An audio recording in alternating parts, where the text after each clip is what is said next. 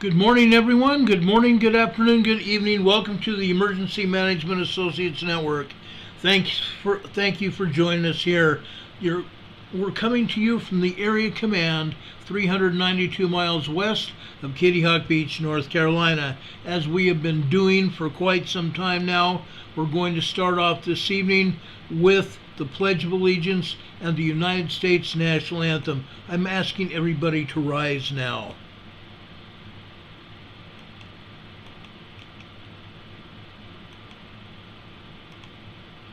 I pledge allegiance to the flag of the United States of America and to the republic for which it stands, one nation, under God, indivisible, with liberty and justice for all. Now would you make welcome straight from Washington, D.C., the United States Army Corps Quartet. Yeah.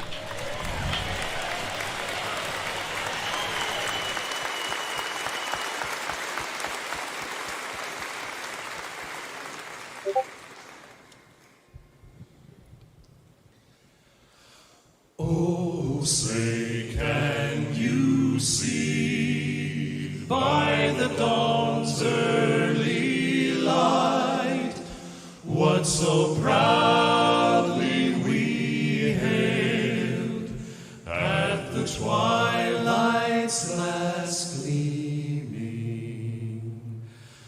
whose broad stripes and bright stars through the perilous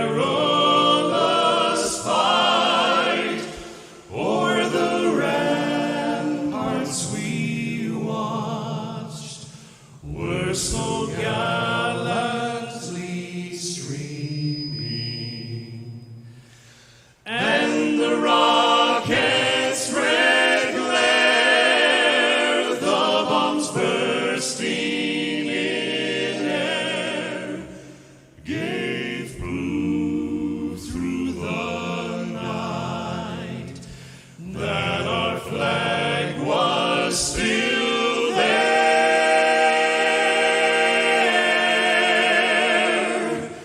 Oh, say does that star-spangled banner yet wave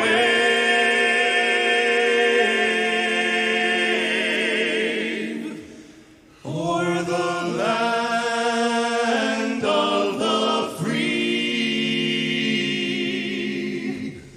and the home of the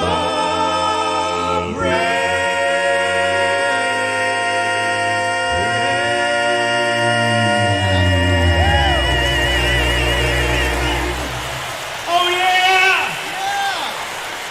Come on, folks, let them know it. America's finest right there. America's finest right there, and indeed they are. The United States Army Barbershop Quartet performing at the Barbershop Quartet Convention in 2015. The host of the Barbershop Quartet Convention gave us the Pledge of Allegiance, and we appreciate that.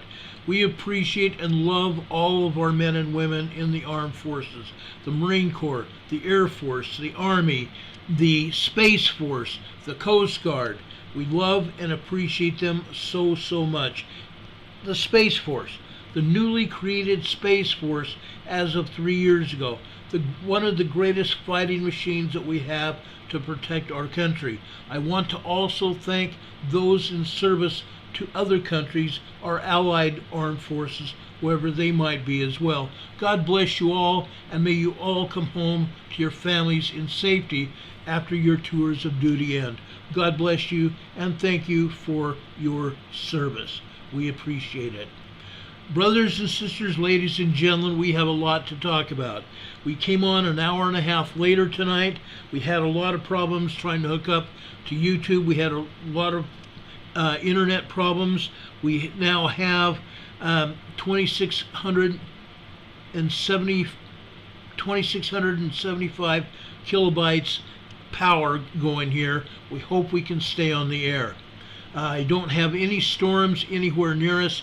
That may not be a problem. Solar flares may be a problem. We had a solar flare near the beginning of the week. It was an M-class flare, and it may still be affecting the ionosphere, which may be a problem. Anyway, we're on the air now, and I want to start off the show by telling you a short story. I'm going to show you a little bit of a video. I want you to see this. I've also got a link to this in the program description tonight. I think it's very well worth talking about. Let's show you this video now.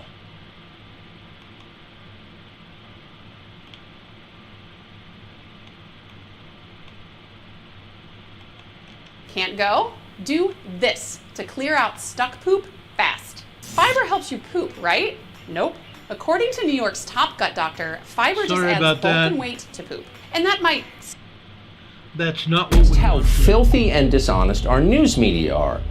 You'll be in the shower and you'll think they're bad, but how bad are they? In fact, this is pretty clearly the beginning of the end for Joe Biden. We can't prove that. The future is unknowable. But holy smokes, it does not look good.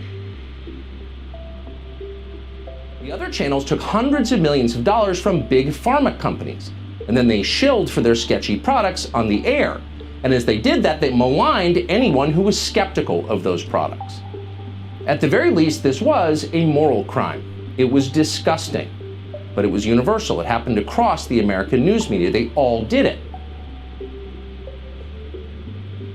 Either way, if you're an honest person, you understand this is exactly the moment in our history when we need serious adult conversations about the world around us, a world that is changing to our detriment, and how we ought to respond to those changes. Bobby Kennedy would love to have those conversations. He's not running to get rich.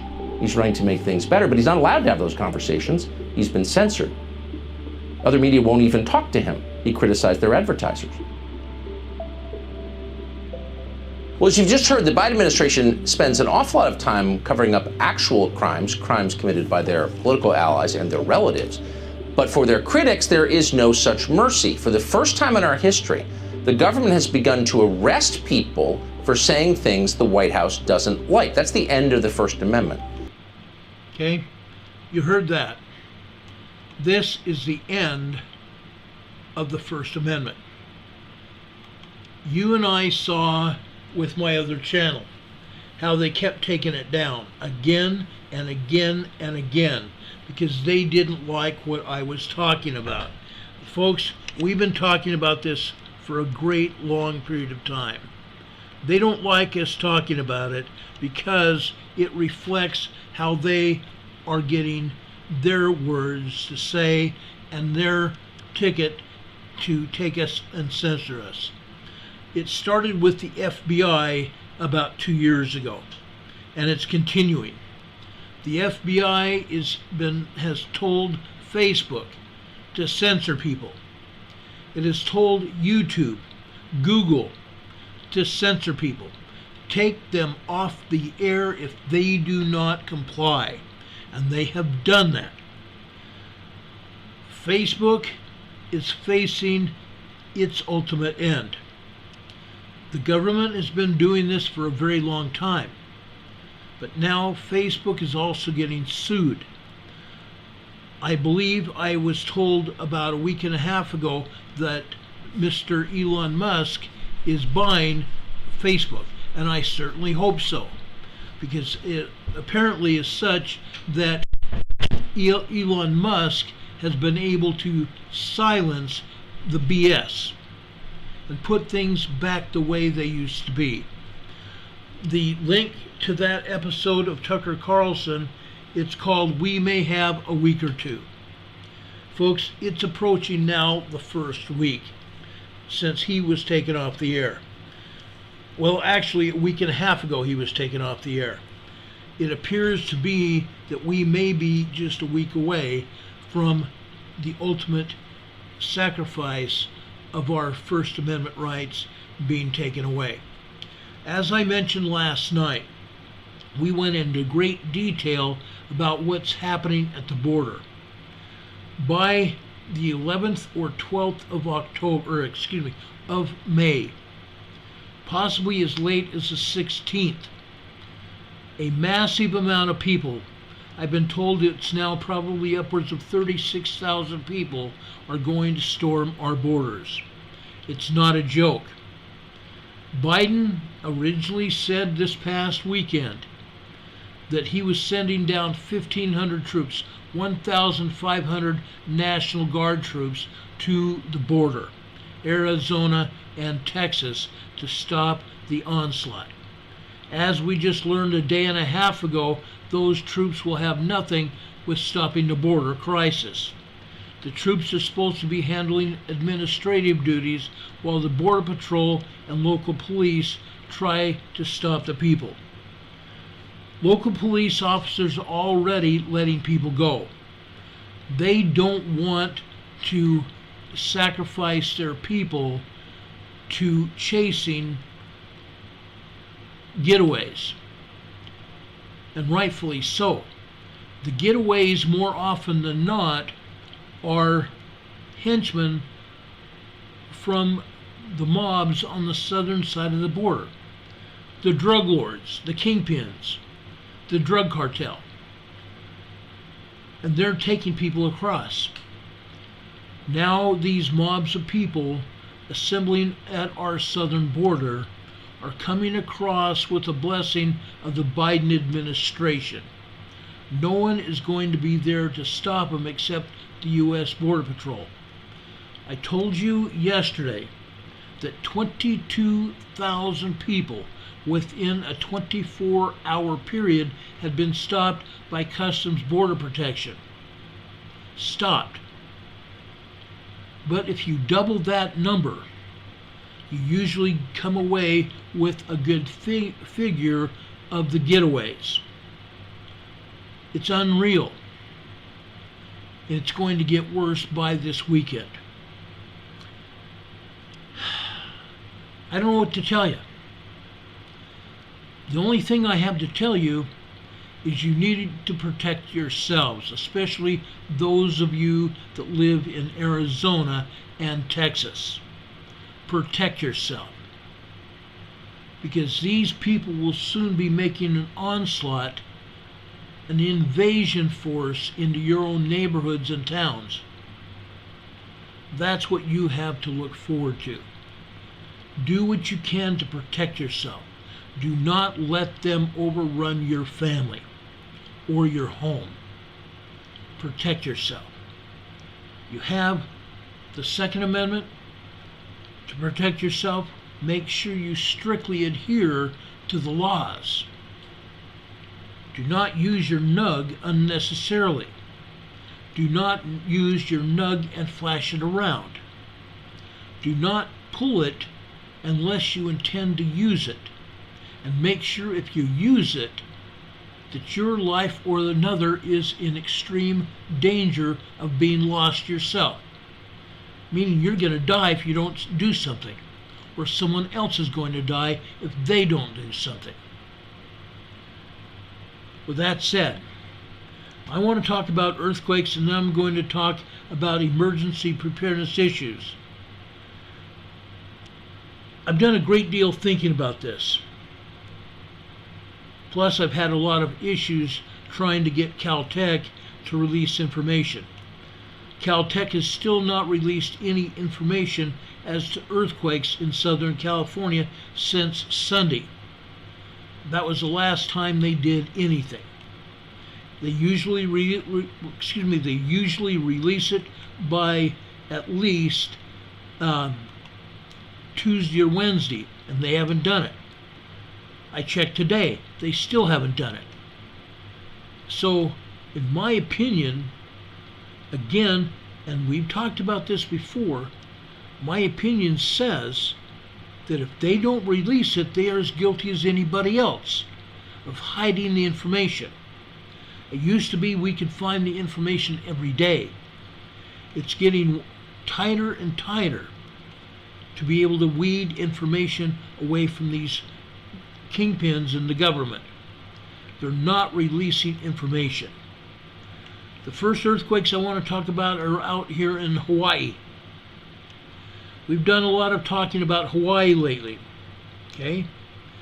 As I have told you before, there is, in fact, let me take you out to the Southern Pacific out here. Way down here in the Southern Pacific, ladies and gentlemen, there is a magma plume coming from deep within the earth. Magma plume coming from deep within the earth. That magma plume comes up into the crust here of the earth just below the bottom of the ocean. It supplies all the volcanoes around the world with magma.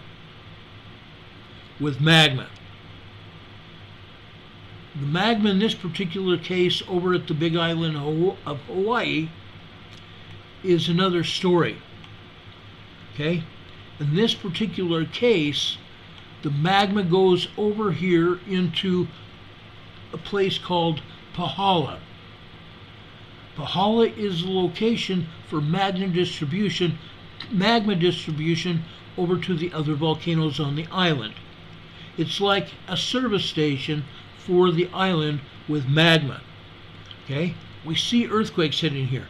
Every dot here on this map is an earthquake. Okay?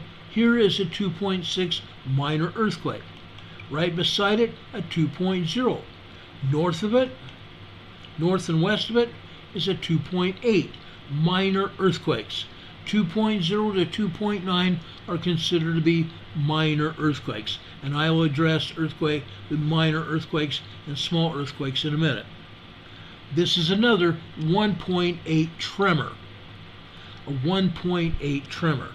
This earthquake offshore, south and east of Hawaii, is a 1.7.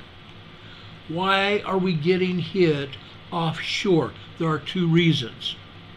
One of the first reasons is because of that magma plume that's going over into Pahala to service all the volcanoes, to make sure all the volcanoes have magma.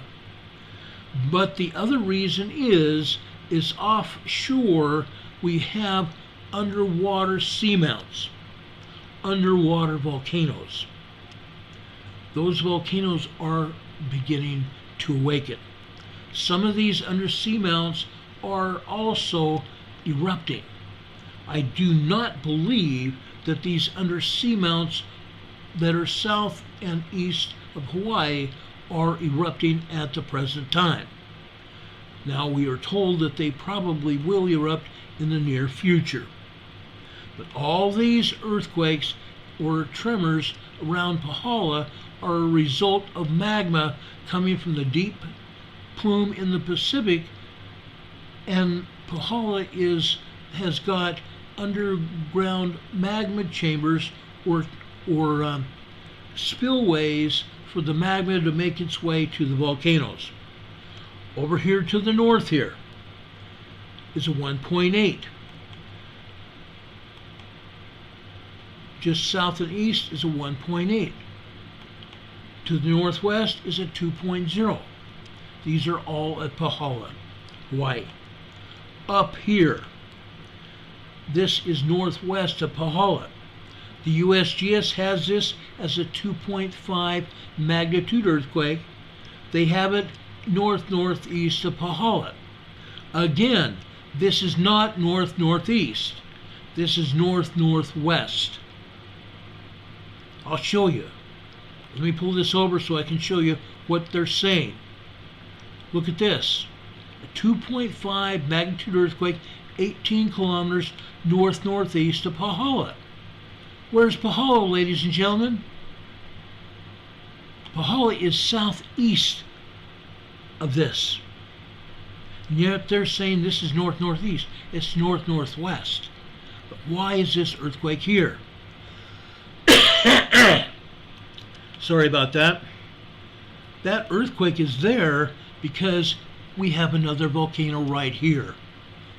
This, folks, is Mauna Loa. Mauna Loa erupted about a month or two ago.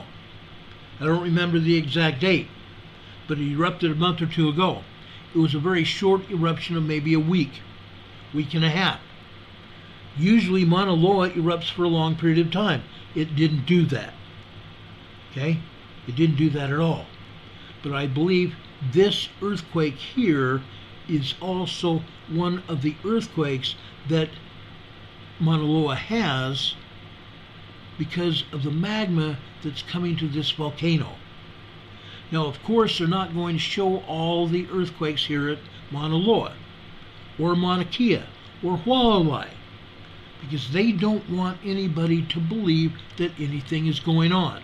But I'm telling you, there is magma here. There are earthquakes here as a result of the magma coming into these volcanoes. Okay? I'm going to back out right here and show you the whole island. Okay? Up here, northwest of Mauna Loa, is Mauna Kea. This is Mauna Kea. Again, they're not showing anything here. Further to the west, we have Hualalai right here.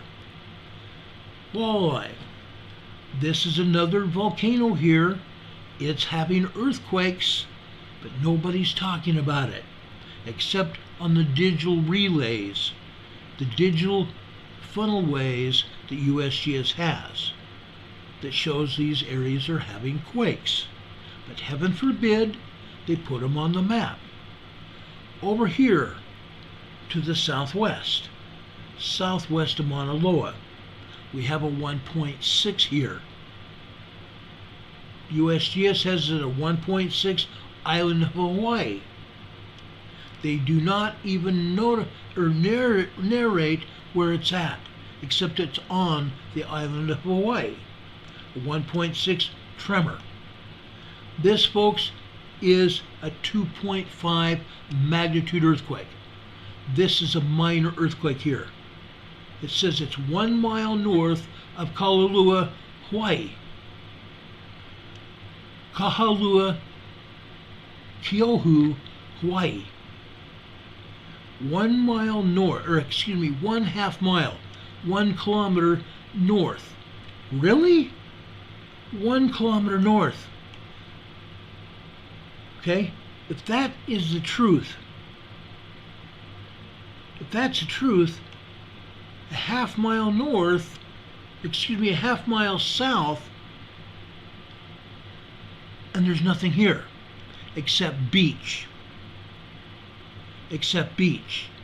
The only town here is over here to the west. And they don't even mention to the west.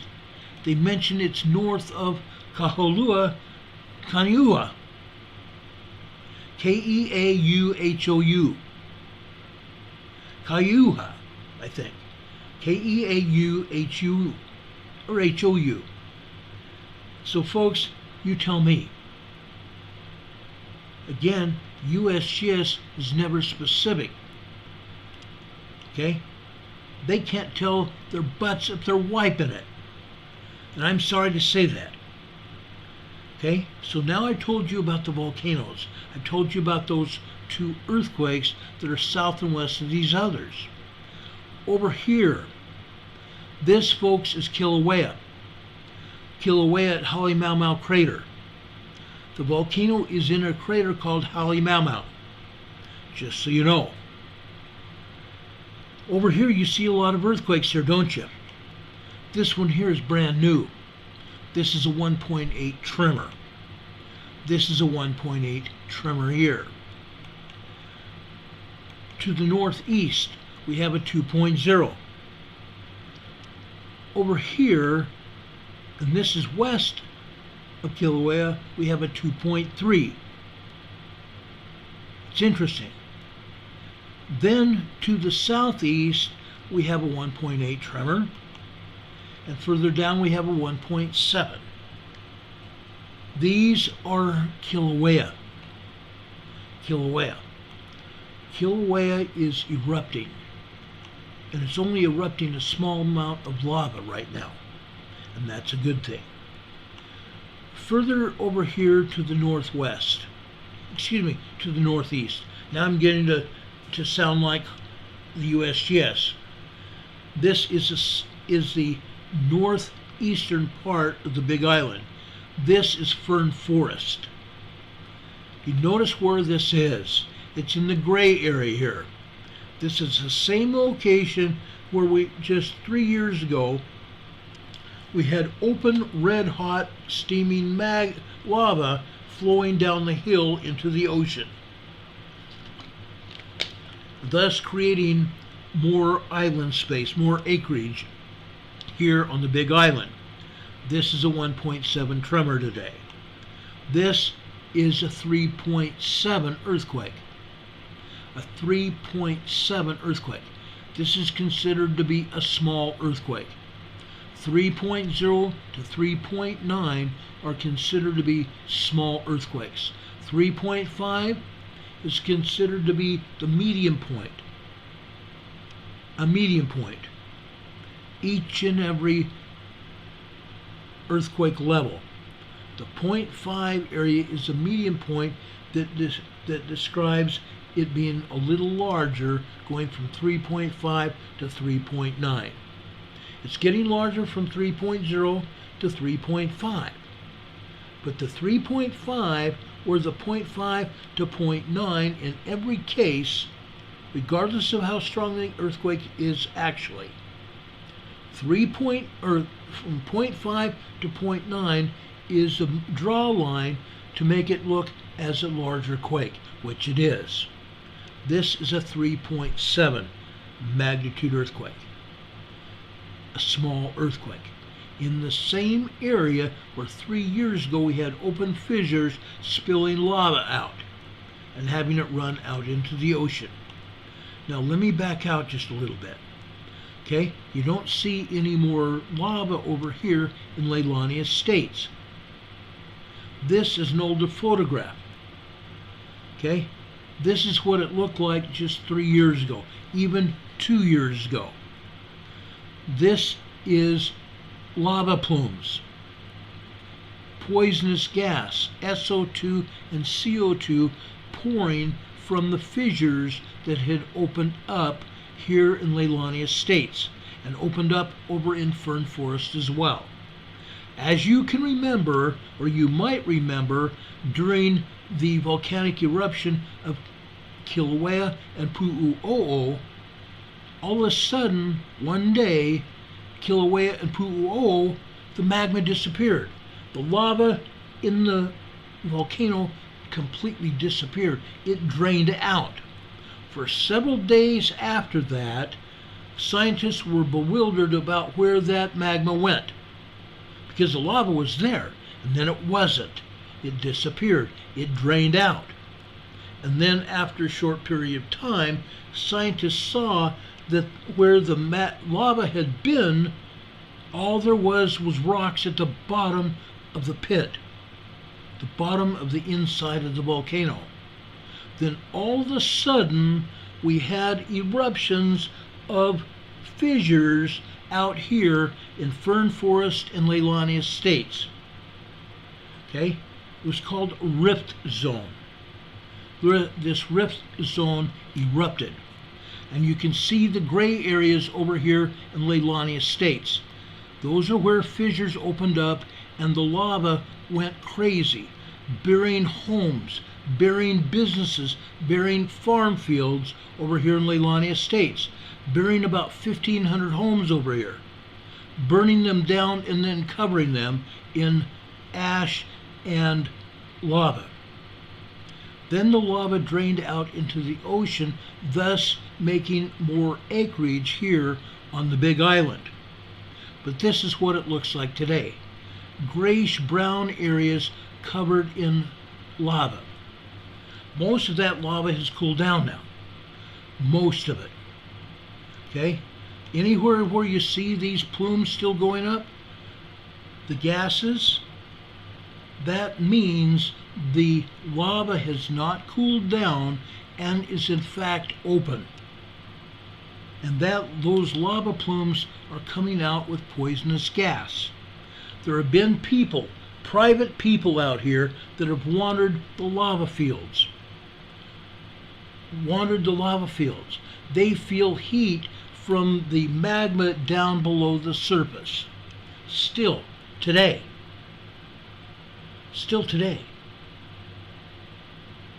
I covered this about a year or so ago.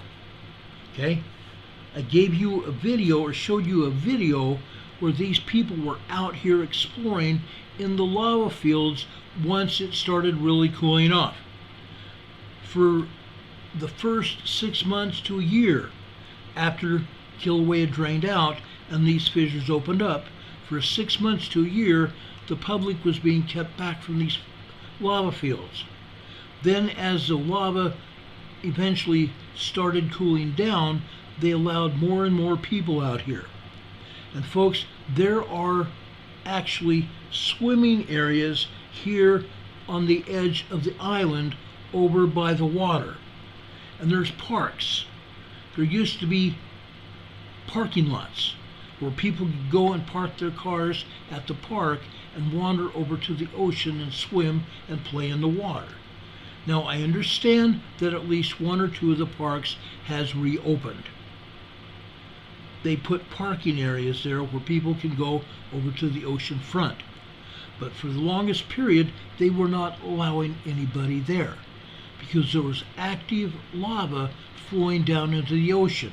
And that active lava, when it was hitting the ocean, that red hot lava hitting that ocean, it was sparking. It was actually sparking. It was exploding in the colder water. And exploding, that lava in the cold water produced what they called Pele's hair. Pele's hair. Crystalline lava pieces, like thin hair. And if it got on your skin, it would cut your skin. If it got into your nose or respiratory tract, it would cut up your nose. It would cut up your respiratory tract and even cut up your lungs. They were telling people that were over here to wear masks if they were anywhere near where the lava was still exploding. Okay? It's incredible. There's stories upon stories of what happened there. Okay? A lot of stuff happened here on the island of Hawaii. And as you can see, there are already still plumes going up. Right? It's an incredible story of what's going on the Big Island. But there's still a lot of magma coming into the island. And there's still rumblings in the volcanoes. And they still expect Mauna Loa to re-erupt. Okay? So I wanted to tell you that story so you'd know what's going on because they continue to get hit. Now, over here in Japan, okay, right over here, I want to show you this. Okay, this is a 4.3 magnitude earthquake. Like I said, 4.0, 4.9 are considered to be moderate earthquakes. 0.9 or 0.0 or 1.0 to 1.9 are considered to be minor tremors. Before that, it's 0.0 to 0.9 are considered to be microquakes. 1.0 to 1.9 tremors. 2.0 to 2.9 are considered to be minor earthquakes. 3.0 to 3.9 are considered to be small earthquakes. 4.0 to 4.9 are considered to be moderate earthquakes. 5.0 to 5.9 are considered to be large earthquakes. 5.5 to 5.9 are considered to be very large earthquakes.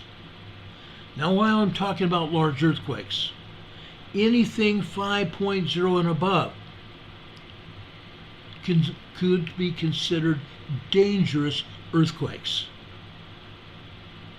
A lot of damage. A lot of damage. It can cause injuries and death to people that get caught in those earthquakes. Structures falling.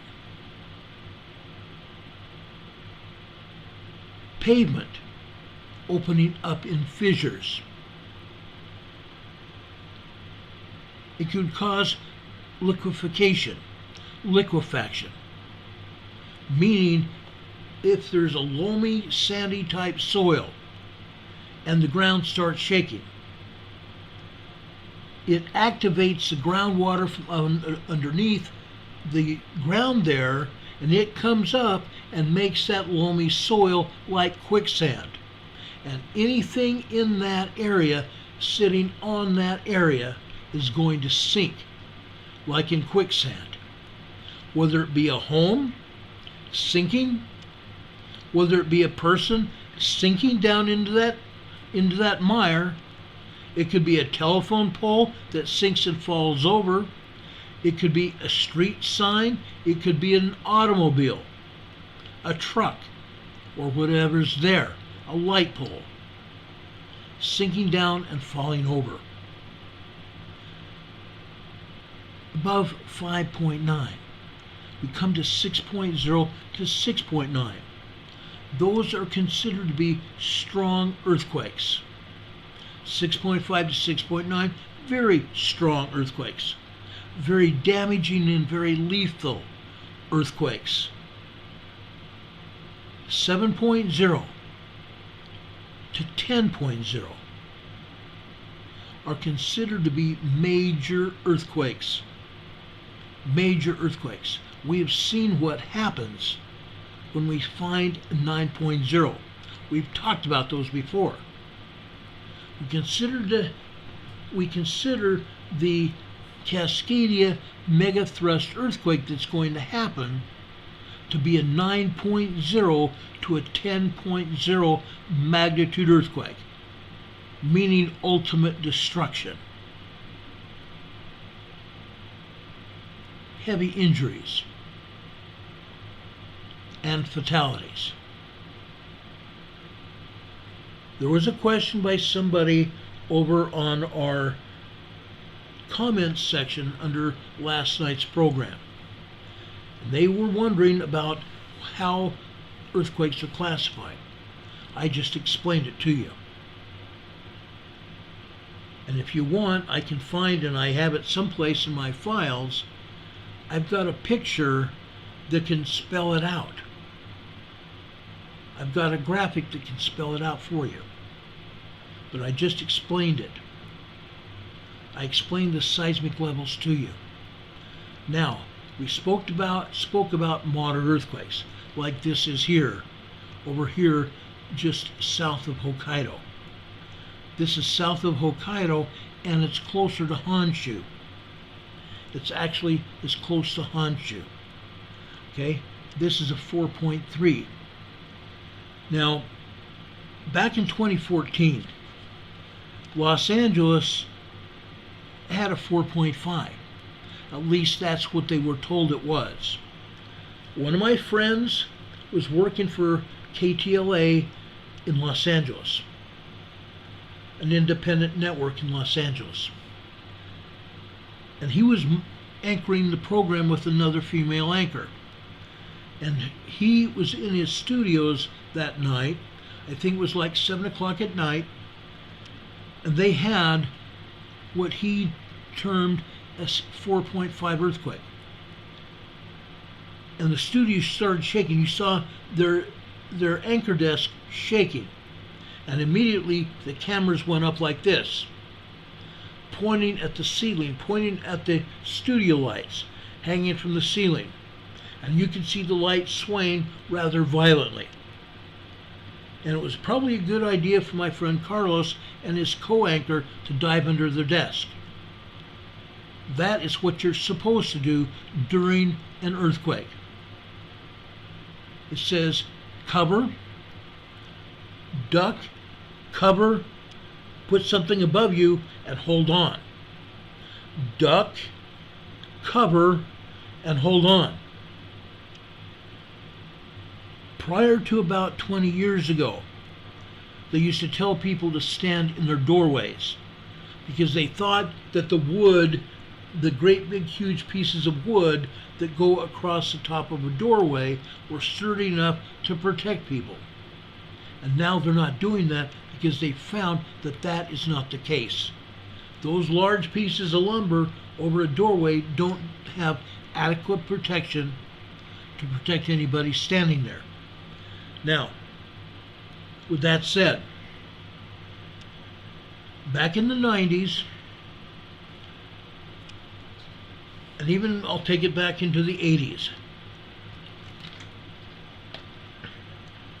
and it usually happened on Sundays, we had 3 5+ earthquakes, 5.0 plus earthquakes in San Diego. One was centered off of Oceanside. That was in the early 80s, probably 84. And my house rocked.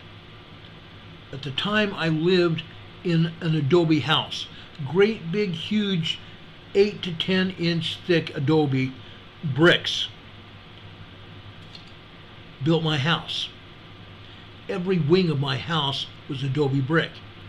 The only difference was in my living room, where we had a great big huge stone fireplace. My home had been built in 1907. Great big huge stone fireplace in my living room. Tiny pieces of stone fell off the face of that fireplace. Nothing else happened. There was no windows broken. After the ground stopped shaking, because there's no way I could have walked with the ground shaking as violently as it did that Sunday morning, 7 o'clock in the morning. I ran out of my bedroom where I'd been sleeping and ran over to the next wing where my 2 girls were sleeping. At the time, I only had 2 girls in my family, 2 babies. One was about a year and a half old. The other one was about 2 to 3. They were sleeping. They slept through the whole darn thing. My wife at the time freaked out.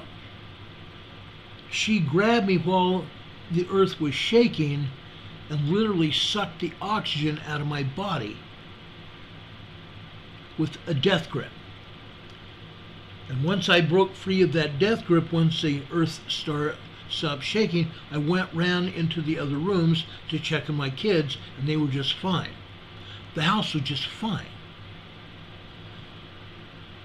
Because I was blown away by that earthquake. The second one happened on a Sunday morning as well, at 7 o'clock in the morning. I slept on the edge of the bed. I was divorced at the time. I slept on the edge of the bed, and the force of that earthquake picked me up and dumped me out of the bed. I landed on the floor. And above me off the floor was a 4-foot or 4.5-foot plate glass window. And I noticed then, like I noticed in the previous quake where I had lived, the walls moved in that house like the ocean waves. The walls moved. All those adobe blocks moved. It looked like the ocean waves. The second time, the glass in that window moved like the ocean waves. I kid you not. I looked at that glass and heard the glass shaking, and I thought, oh my gosh, this is not a good place to be, right beneath a window. And I literally clambered up on the bed, rolled over to the other side of the bed, grabbed my pants, grabbed a shirt, threw it on, and went to the doorway of the bedroom. And then I saw the walls of my apartment moving like the ocean. I saw pieces of my ceiling falling on my floor. All that popcorn and stuff falling on my floor. I thought, oh my gosh, this is not good. So I ran over to the doorway. Again, at the time, they said the doorways was the place to be. So that's where I ran to the front door. I flew open the door and stood in the doorway. Then, what happened? And I've told this story before. What happened? The lady above me had a concrete landing, didn't she? Oh yeah. And pieces of concrete were falling on my doorstep. So me being standing in that doorway was not going to help me if that concrete collapsed. It would slap me in the face and drop on my feet. So I ran out into the courtyard, away from any power poles, away from any light poles, away from trees, and away from the buildings, the apartment buildings. I went out into the courtyard area. There I was joined by an old Indian man who ran out of his apartment and was squeezing the life out of me. Then my neighbor that had been above me ran out of her apartment down the stairs and over to me, and between her and that man, I thought I was going to die. Those two people were frightened out of their minds. The earth was still moving. The next thing I noticed, water was sloshing, and I said, oh my gosh, where is that water coming from? At that same moment, I thought, oh my gosh, we got a swimming pool. So I swing my head over towards that swimming pool, and I saw water coming out of that pool in waves, literally. The ground was still shaking. It turns out that was like a 5.6 earthquake. In 2014, my friend Carlos and his partner dove under that news desk. A 4.5 earthquake. Within a couple of hours, I got a call from Los Angeles. They had bought me a plane ticket waiting at the Salt Lake airport for me to fly to Los Angeles to help them with a 4.5 earthquake. I believe that earthquake was a lot stronger than a 4.5. Water mains broke. Gas mains broke all over the city. Glass broke in businesses and homes. That was a larger earthquake, regardless of what USGS said it was. Unreal, guys. Unreal. And I've told this story before. And I've told you all that when that happened, there was also a great big huge oil and gas refinery over in Los Angeles near the 405 highway. Huge refinery and storage center for oil and gas. Well, I consulted with Los Angeles city and county officials and other counties and other cities. And once people found out that I had been there, once people found out that I had been consulting, I got criticized up and down all over the place. I got beat up between my head and my feet because I did not get that oil and gas refinery stopped. The people living there wanted it gone after that earthquake. They knew darn well what that refinery could do if there was a larger earthquake there. They knew it. With everything else that happened, allegedly with that 4.5 quake, they knew that when a large earthquake was going to hit, all hell would break loose at that refinery, and I still believe that would be the case. But let me tell you guys, for those of you that live in LA, yeah, I got beat up between the head and feet. But guys, that oil refinery was there before most of those homes. It takes an act of Congress, it takes an act of God to move that oil refinery, to move those storage tanks. It takes billions of dollars to put in an oil refinery and storage facility. Do you think that they're going to move it anytime soon? I doubt it. And when the next earthquake hits, do you think I'm going to get a bunch of hate email again? Probably. I'm ready. I know it's going to happen, but there's not a darn thing I can do about it. The city and counties and state officials aren't going to move it. They're just not going to do it. Okay? But like I'm saying, a 4.5 earthquake can usually do some kind of damage. Usually it's moderate damage. Knock pictures off walls. Knock knickknacks off of shelves and tables.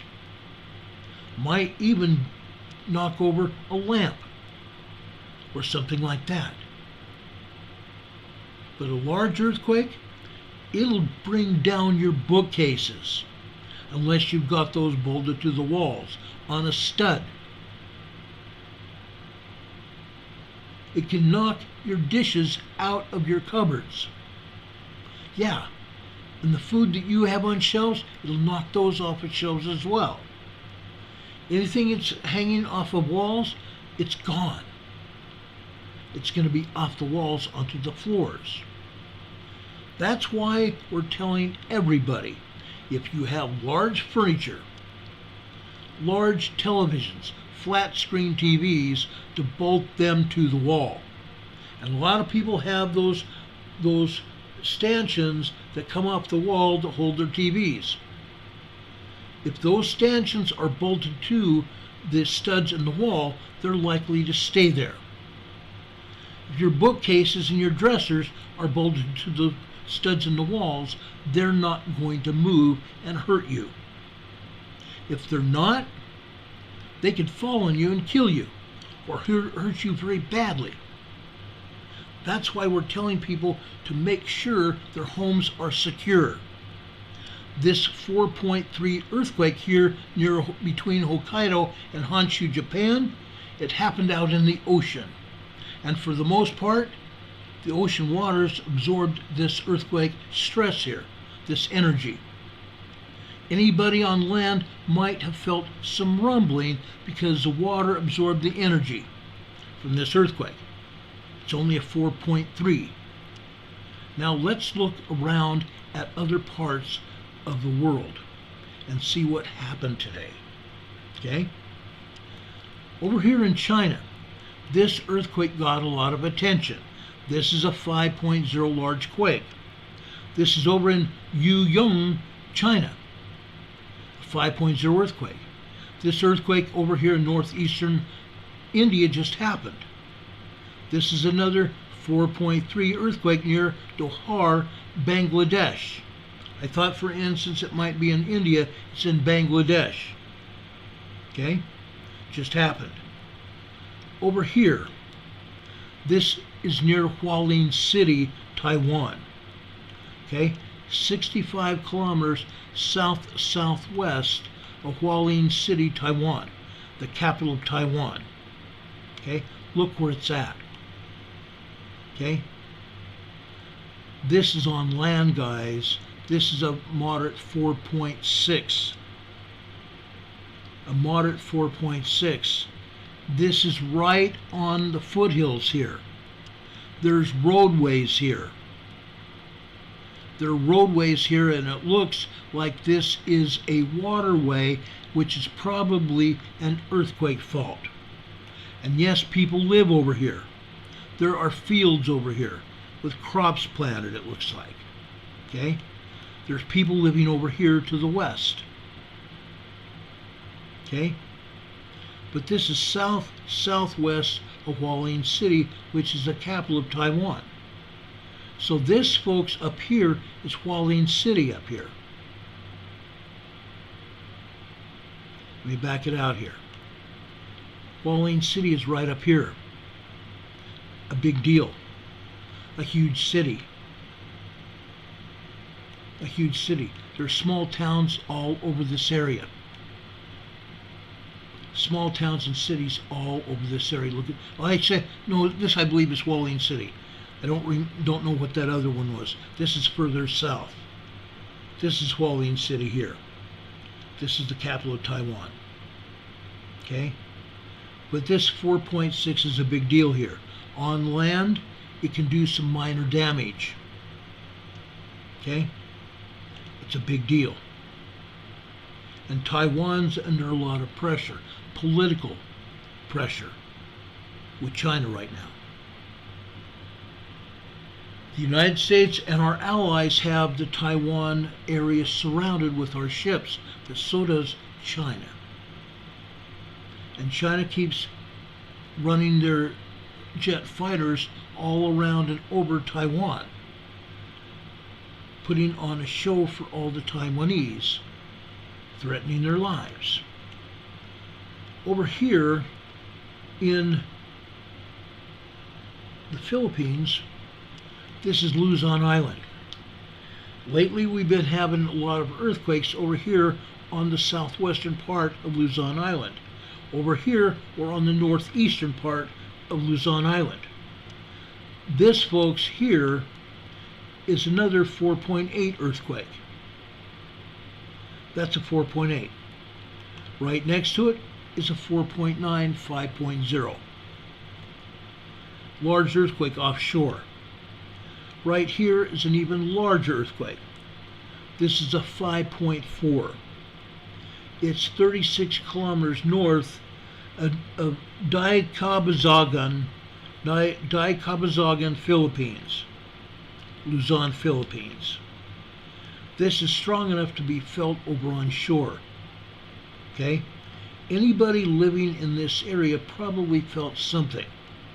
Yes, part of the water here would absorb, well, actually, the water here would have absorbed part of the shock waves from this earthquake. This is a 5.6, it's a 5.4 earthquake. It would have been a very dangerous earthquake. A large, dangerous earthquake. People on shore would have felt this thing. Not as large as a 5.4, maybe a 5.1, 5.0. But this is also a dangerous earthquake over here in the Philippines. Now, if it had been on land, look out. That would have been a completely different story. On land, there would have been a lot of damage, a ton of damage, and possibly people injured or killed. Okay? That happens. Now, while we don't see a lot of earthquakes here, don't let that surprise you. There are probably 25 earthquakes in this region because USGS, in its infinite wisdom, doesn't tell anybody what's going on. That makes USGS eligible to get their faces slapped, basically, to get their hands slapped minimally. Okay? It's like what we don't know won't hurt us. Over here in the Philippines here, okay, where is this? This is Central Philippines. This is a 4.8 earthquake. Okay, it's a stronger earthquake than a 4.5. It's near a 5.0. Okay, you know how USGS likes to downgrade their quakes. Lucky them. Never let it be said that USGS would tell the truth. Like I said, there's probably 25 plus quakes in this area. What is this area? This is Indonesia and Papua New Guinea, folks. Indonesia and Papua New Guinea in this area. 25 plus earthquakes here. Most of them 4.5 and larger. But USGS won't tell you that. Oh, nothing happened. Really? Guess what? I have other means to show that these earthquakes did occur. This is a huge subduction area. This whole area has 7 different plates, 7 different tectonic plates, all subducting one under the other here. That's why they have earthquakes. That's exactly why they have earthquakes. Over here, this is the Solomon Islands. This is a large 5.1 earthquake in the Solomon Islands. Okay? Let me zoom in here to give you a good view of what happened today. Okay? The Solomon Islands. Now, I'm not going to zoom in too much further, there's a tiny island over here just northwest of this earthquake. This was a large 5.1. For the most part, the waters of the Pacific Ocean absorbed the shockwave of this quake. So if anybody's on this very small island, they probably didn't feel anything more than rumbling. Okay? It's just a very, very small island. Okay? I don't know whether anybody even lives here. There might be now because this is an old map. Okay? But anybody else in the Solomon Islands didn't even feel this because the waters absorbed the shock waves of this quake. 5.0 earthquake hitting the Solomon Islands today. Okay? Let's back out here. Again, these are not the only earthquakes that have happened. Because again, the agency doesn't give a damn. Over here, near Niafu, Tonga, we have another 4.6 moderate quake. Again, this is out in the middle of the ocean, 176 kilometers away from land. Nobody felt this, luckily. This here south of there is near Oahu, Tonga. This is the capital of Tonga. This is a 5.0 earthquake. USGS calls it a 4.9. I'm calling it a 4.9, 5.0 earthquake. This is 90 kilometers south of Oahu, Tonga. Now, folks, again, this was out in the open ocean. I don't believe anybody felt this earthquake. I don't believe anybody felt this earthquake. There's nobody around to feel it. The ocean waters absorb the shock waves. Further south, this, folks, is a different story. Actually, not too much different. But this is in the Kermadec Islands. This is a 4.8 earthquake. A moderate earthquake, an upper magnitude 4 in the Kermadec Islands. The Kermadec Islands are unoccupied by humans. The only occupants in the Kermadec Islands are birds. It's a bird sanctuary. Okay? So the ocean waters pretty much absorb the shock waves here in the Kermadec Islands. This hit in the open water, away from any kind of land, period.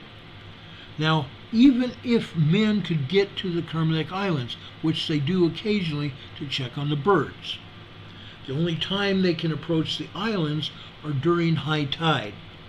If they try to do it during low tide, the waters of the Pacific Ocean would dash their boats into the rocks in the ocean here, and their boats would be damaged to pieces. And they'd probably have to they'd probably have to take a helicopter to get in here, to get those people out. Further south, this is south of the Kermadecs. This is another 5.0 magnitude earthquake, a large earthquake. Notice where it is.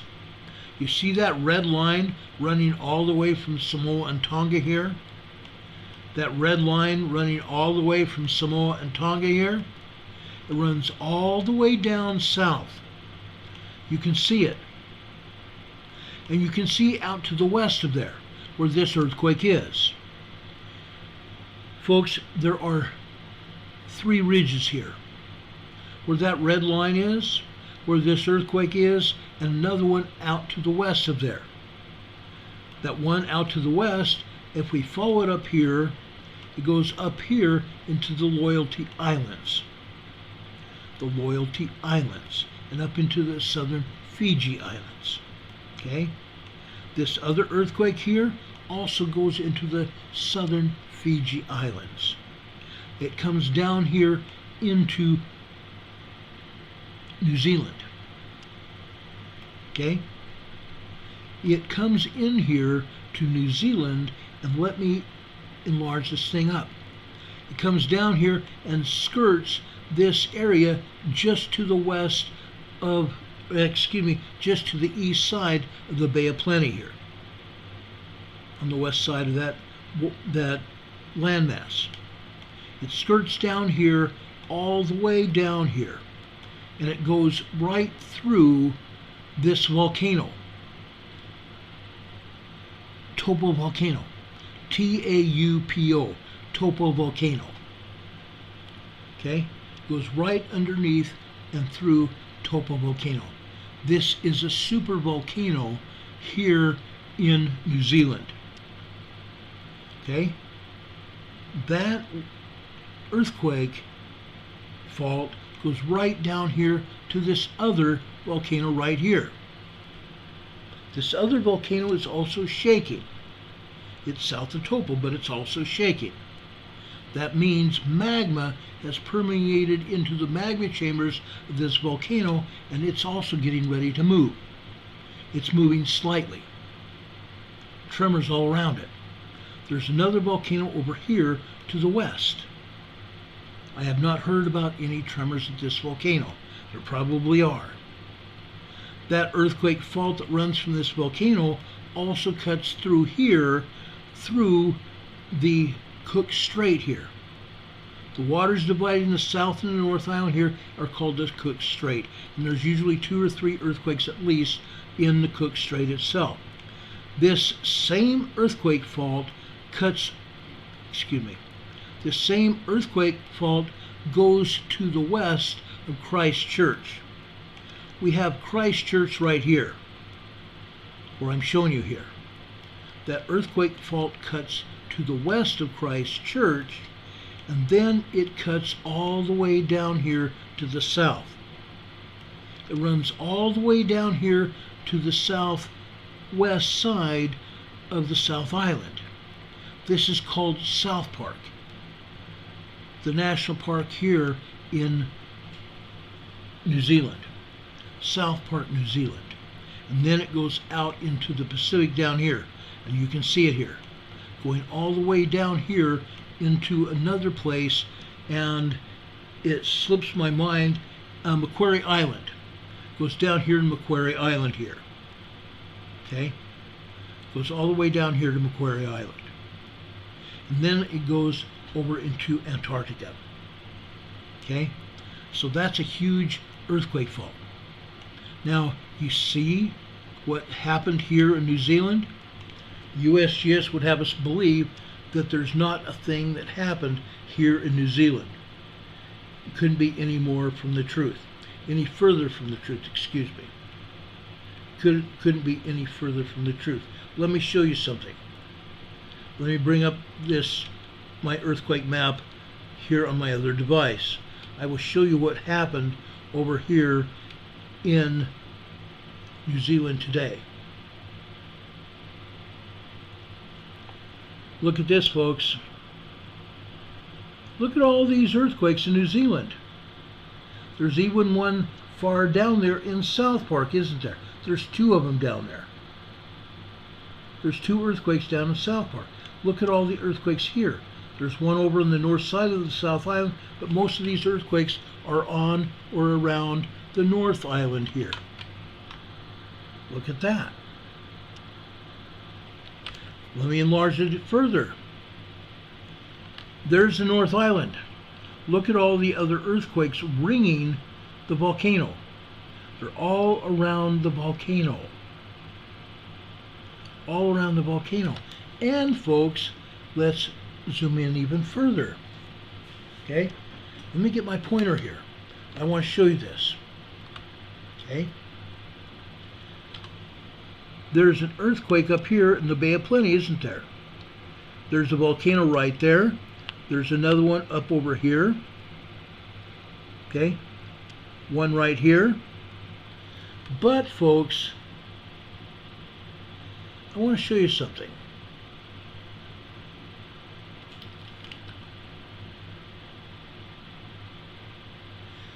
North in the Bay of Plenty, but north of the main island here, is called White Island. There's a reason it's called White Island. It's white. But that's not just sand, guys. There's a volcano there. And that volcano has been steaming off and on. A few years ago, it had an eruption. And at the time, there was a tourist ship over in New Zealand that let people off there, and took a boat to White Island and let people off. Some people were killed. There were many people that had been on that tourist boat on that island that were severely burned. Even 2 Americans. I don't think anybody's going to that island in the near future. But there's still an earthquake over here in the Bay of Plenty. It's a 2.89. A 2.89. Okay?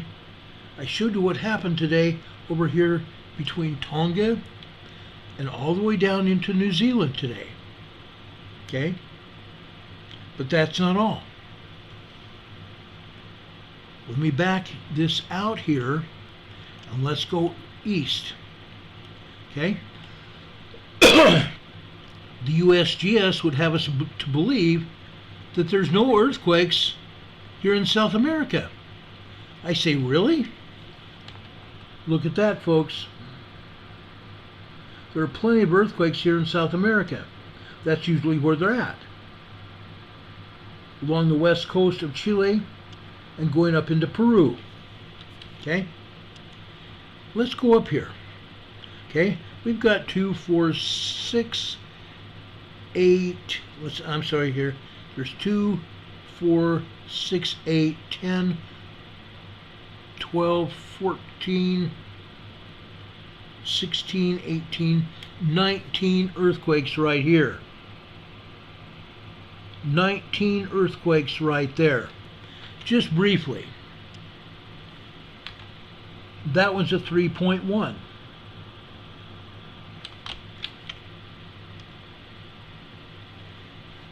This one is a 3.1. One more here I'm just going to pick. This is a 2.7. Most of these earthquakes are between 2.7 and 4.0.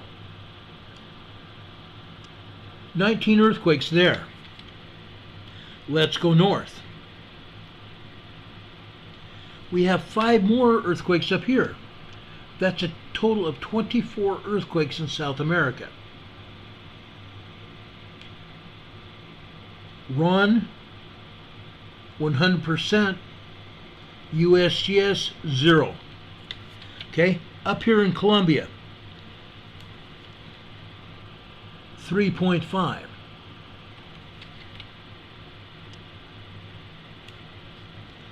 Tolima, a 2.2. Just north of there, another 2.5. And up here in Santander. Up here in Santander, there's a 2.0 and a 2.4.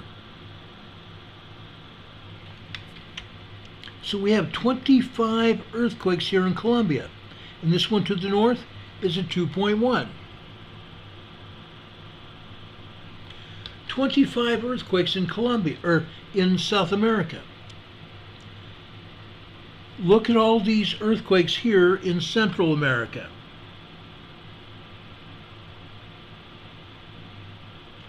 Isn't that interesting?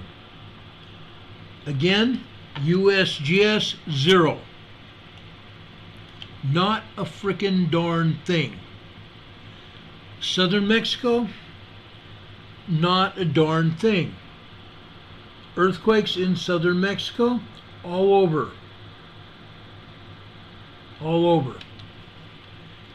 Over here in southern Texas, Nixon, Texas. This is the second earthquake I've seen in Nixon, Texas. This is a 2.5. A 2.5. Let's see, and this is only the first or second earthquake I've seen in Nixon in the last 4 years since I've been broadcasting. Let's see why. I can already tell you why. Look at all the all the oil and gas rigs all around that earthquake. Here's a 2.5 in southern Texas and Nixon, Texas. Oil and gas, folks, fracking operations. That's what caused that earthquake. all over southern Texas. Okay? All over. Now there's more. Of course. Of course. Just like that commercial, oh look. And there's more. Okay? Jalisco, New Mexico. Jalisco, New Mexico. Okay? Look at that earthquake there. A 2.0. Just south of it, folks, this is another 2.0. Why? Why do these earthquakes hit there? Number one, this is the Southern Rockies. This is the Southern Rocky Mountains. Okay? Let me zoom in on this on the USGS map. Okay? Look at that. Okay? This one is in Toya, Texas. Woo! This is what they say is in New Mexico, but it's not. They call this White City. This is oil and gas here. Look at the oil and gas all over this area, guys. Oil and gas everywhere here. See those plots all over the place? Oil and gas everywhere. Those are oil and gas earthquakes. Okay? Oil and gas everywhere. But down here, this is Toya, Texas here. That's what they're talking about right there. Okay? But we go up in here to this swarm in Oregon, or not Oregon, Oklahoma. We have a small swarm up here in Oklahoma. 4 earthquakes. Let's take a look at the 4 there. Okay? Davis, Oklahoma, to the south, a 1.71. Up to the north, here's a 2.74. Okay? 2.74 in Pocasset, Oklahoma. This is in Kearney, Oklahoma. We've shown you earthquakes here before. Oil and gas, it's a 1.42. Just north of there, northwest of there. This one is in Garber, Oklahoma. We haven't seen, excuse me, not Garber, Oklahoma. This is a 1.17. Now let's show you what is going on in Pocasset. I never seen Pocasset come up here. Okay? Never seen it come up. Let's look and see. Usually within 10 miles of an earthquake, if there's oil and gas, it's an oil and gas quake. Well, guess what? I don't see any oil and gas here. I don't see any oil and gas here anywhere around Pocasset, Oklahoma. Let me look one more place here. I see farmland. I see farmland, but I don't see any pumps and jacks. Let's zoom in here to the north of there.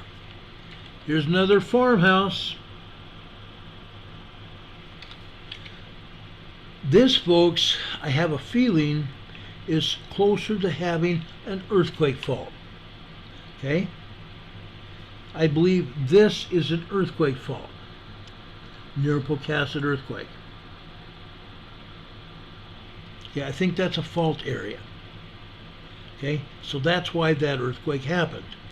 However, some of these other earthquakes, for example, if we look here, okay, if there was an earthquake here, what do we have? Oil and gas. Oil and gas all over. Literally. Oil and gas all over that area. You can see these oil and gas plots everywhere. Okay? There's 586,000 pumps and jacks in Oklahoma. Okay? Down here in Davis, Oklahoma. Okay? Davis, Oklahoma. Guess what? This one in Davis is a 1.71 earthquake. Down here to the southeast, we have oil and gas. So that's an oil and gas quake. And then down here, just south of it, is a huge gravel pit, open pit mine. Okay? But there's oil and gas all over this area.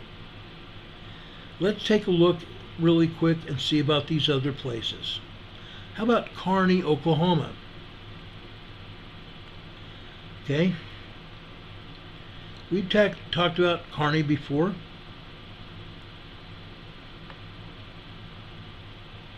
Okay? Kearney, Oklahoma, this is 1.42. There happens to be plots all over this area.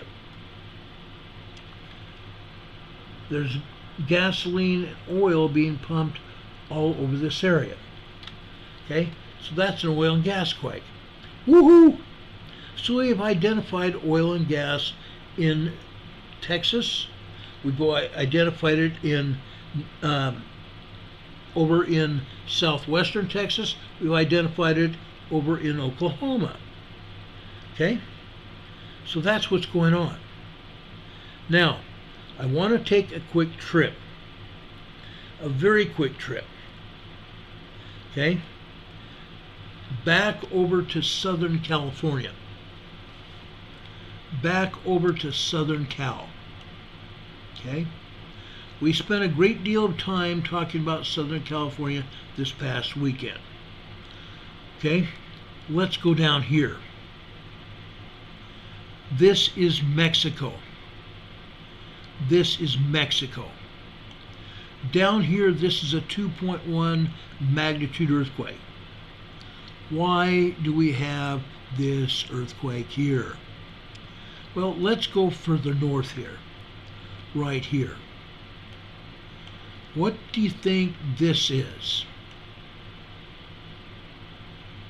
This is Cerro Prado volcano. See that great big huge phoenix there? That's carved in the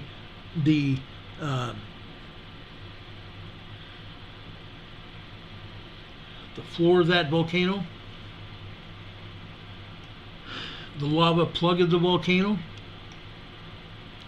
Yeah, they said it's an extinct volcano, but it's not. It's still rocking occasionally. Magma's still coming up here. But why do we have this earthquake? Can anybody tell me what's going on here? This, folks, this, folks, is quite something else. You know what's happening here? The same thing that's happened up in Southern California. Things that have happened over in Imperial Valley, California. In this case, it is not oil and gas. Man has dug in, drilled into the upper magma chambers of the Cerro Prado volcano to obtain steam to power turbines to generate electricity down here in Mexico.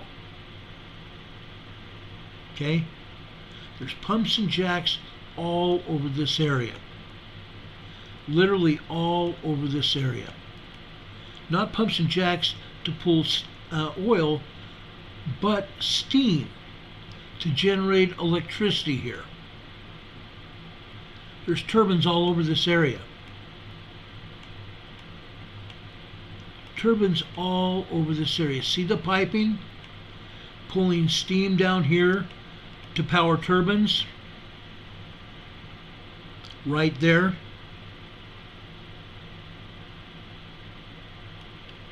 And that place there and right here, great big huge turbine facility. There's the earthquake right here. Right here. It's in what they call Delta BC. It's a 2.1 magnitude earthquake. Okay? Anywhere where man has dug into volcanoes. It doesn't matter whether there is an active hole pulling steam. If seismic energy finds that man-made hole, it fractures a rock in that hole, that man-made earthquake fault, and it moves it. The movement of the earth. That's what's going on here.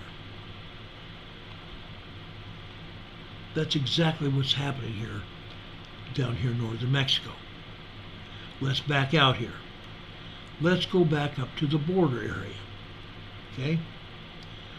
This is just northwest from Heber, California. Heber, California is down here. You can tell the border area because there's a great big huge line here. A demarcation line of the United States border here. There's Heber, California there. We had some earthquakes down here last week. Thursday, Friday, Saturday, Sunday, and into Monday. And into today. We have a 1.9 tremor here. And we have a 1.6 tremor there. Okay? Now, I'm not saying anything, but these are tremors.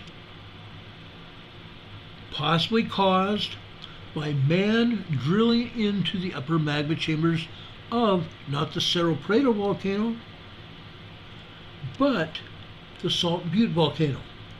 But I don't think it's into the Salt Butte volcano here. I believe this is tectonic. There could be. I have not seen anything at all except this power station here. This power station here. And yes, we have earthquakes on either side of the power station. The power station bringing in steam from the Salt Butte volcano, from the upper magma chambers. Do I see any pumps here? Do I see any drill points? No, I don't. I really don't. That's why I'm very skeptical about calling these earthquakes here anything to do with the volcano. These are open fields. These are in open fields. I don't see any areas where we have dug into the ground where there's a pumping area, a drill point. Okay? Now, we can come up here and there's another town. There's another town. I've done a lot of analyzing this whole area. Okay? I've been all over this, guys. I don't see any pumping operations, any drill points here. We can see them over closer to the Salton Sea. We can see them up at the geysers, but not here. I believe these earthquakes here are related to what happened in 2010, some 13 years ago. Okay? We had a 7.2 magnitude earthquake right here. Right here in Mexicali. Guadalupe, Victoria, Mexicali, Mexico. A 7.2 magnitude earthquake hit in 2010, 13 years ago. I still believe that these earthquakes have something to do with that. Yes, we have more earthquakes up here south of the Salton Sea. Yes, we do. I believe we have a lot more than this, and I showed some of them to you last night. Okay? I showed you the Calipatria seismograph. This one here, again, is in Westmoreland. Westmoreland, Westmoreland, California. Okay? Yes, we have earthquakes here. This earthquake here might be related to drill points associated with the Salt Butte volcano. Might. Yes, we have power stations all over this area up here.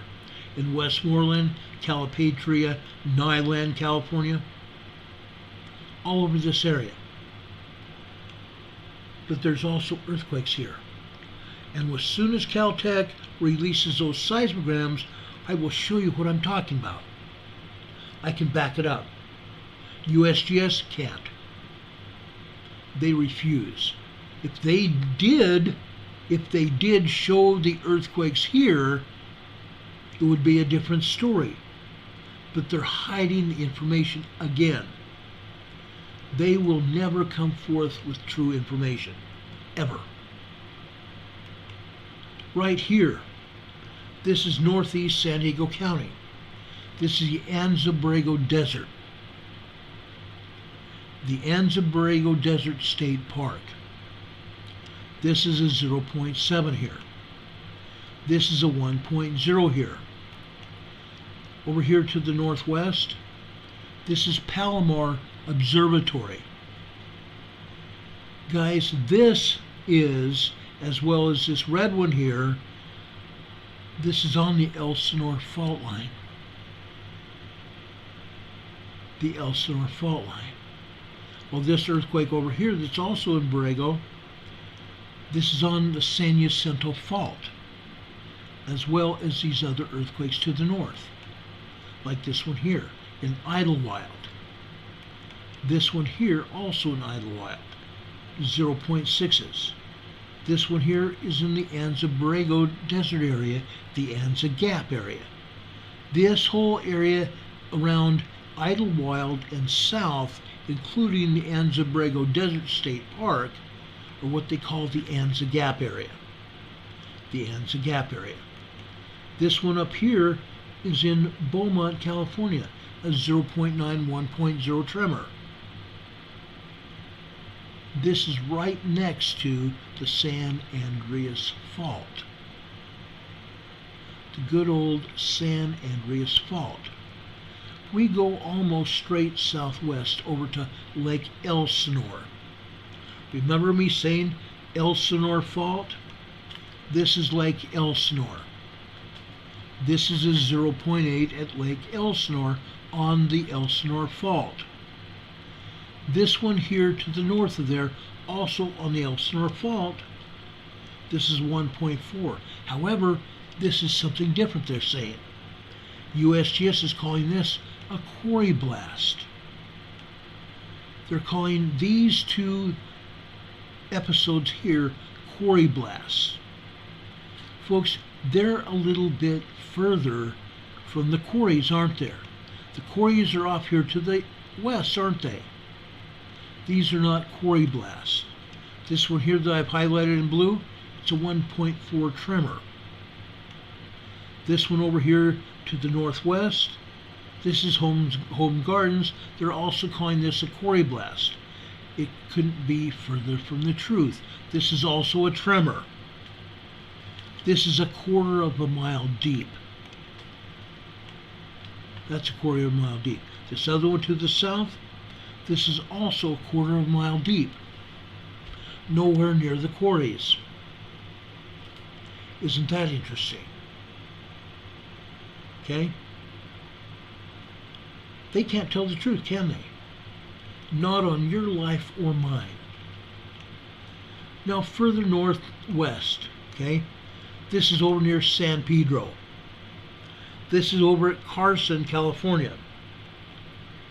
Carlson, California. Just south of Carlson is San Pedro right here. That's San Pedro right there. Okay? We've had earthquakes out in San Pedro Harbor. This one is over in Carlson. It's a 1.7 tremor in Carlson. 6 months ago, we had quite a swarm of earthquakes here in Carlson. Wonderful thing. A bunch of earthquakes here.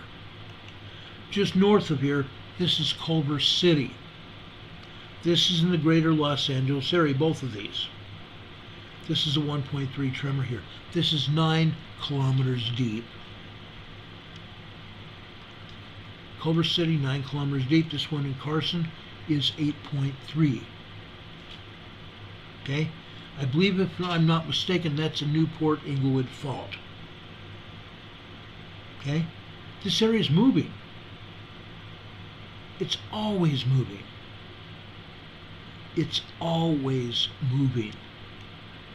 Now I want to take you up here. First off, I'm going to make a stop right here.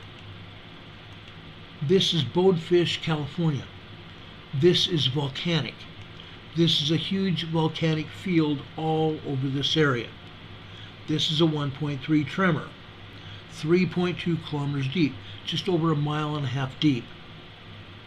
This is a volcanic area. To the east here, we have Ridgecrest, Ridgecrest Searles Valley. This is a 1.0 tremor. Up here is Kozo Junction. Kozo Junction. This is a 2.0 earthquake at Kozo Junction. Kozo volcano. This is also a large volcanic field. It's not just one volcano, it's a large volcanic field. Okay? Also in this volcanic field, there is a great big huge geothermal plant here, where they again pull steam out of the Kozo volcano upper magma chambers to power turbines to generate electricity here. Guess what it's called? Devil's Kitchen. I've been here. It was 124 degrees in the shade in the summertime. That's why they call it Devil's Kitchen. Okay? This earthquake here is a mile deep, 2.0. This is 1.6 tremor. This is 3/4 of a mile deep. Again, this is a volcanic area, a huge volcanic area. Now I tried to zoom in here and it's not letting me. It's showing gray here. They've locked it up again. Well, I'll be darned. Shazam! Sergeant Carter! Sergeant Carter! Incredible, guys. Let me open up this again. There's a few more things I want to talk about here. And then I'm going worldwide here. Okay? Okay? This is Monterey Bay here. East of Monterey Bay, this is the Hayward Fault here. This is Morgan Hill, the Hayward Fault. This is 0.8, and further up here north, and this is east of the San Francisco Bay, we have a 1.6 tremor here in Black Hawk, California. Over here in Pacifica, we have another quake here, a 0.9 in Pacifica here. Notice Pacifica here, almost every day we have at least 1 or 2 tremors here. That's got to tell you something. When we keep getting tremors, what happens? When we have swarms of tremors, what happens? We usually get a bigger earthquake. We're expecting a pretty good sized earthquake here in the San Francisco Bay Area. Over here, north of the geysers, we have another earthquake here. This is a 2.1 in Laytonville, California. This is just south of the Mendocino Fault area. The Mendocino Fault, I believe, is still part of the Gorda Escarpment that runs west from the Petrolia, California here, the coast of California, running west out into the Pacific, the Gorda Escarpment. Over here on land, it's called the Mendocino Fault. The Mendocino Fault. Now, I'm going to open it up. I'm going over to Europe now. Okay? Over to Europe. Over here, like we said, this is Bangladesh. Look what they're not saying here about Europe. Nothing. Not a frickin' thing. Not a frickin' thing here about Europe. Yes, we have 100 earthquakes here in Turkey and Syria again. Aftershocks of a 9.0, 10.0 earthquake here 2 months ago that killed several thousand people. Tens of thousands of people. Injured thousands more. And opened up a huge 12-mile long fault. A great big huge fissure that opened up here. I showed you pictures of that fissure, didn't I? A fissure 18 stories deep and a football field wide. That doesn't happen with a 7.8 earthquake or less. It just doesn't happen. It happens with a major earthquake, a 9.0, 10.0 earthquake like they had. And yet they're still not covering it. They don't give a flying rat's butt. Earthquakes all over here in Iran. All kinds of earthquakes over here in Turkey. They're not showing it. All kinds of earthquakes over here in Greece. Not showing it. All kinds of earthquakes here in Italy. Not showing it. All kinds of earthquakes up here in Europe. Not showing it. Austria, Switzerland, Germany. Not showing it. France. Not showing it. Spain. Not showing it. They're not showing anything here west of the Strait of Gibraltar. There's always quakes here. Not showing it. They're not showing anything in the Azores. They're not showing anything here in the Canary Islands. Really? Guess what, folks? There's earthquakes here in Iceland. There's all kinds of earthquakes here in Iceland. Let me show you two of them. This one here is a 4.5. Why are they showing this one? Because they rarely show any others. There's a bunch of earthquakes here. They're showing this 4.5, and they're showing this 4.4 here in southern Iceland. Well, folks, there's a lot more to talk about.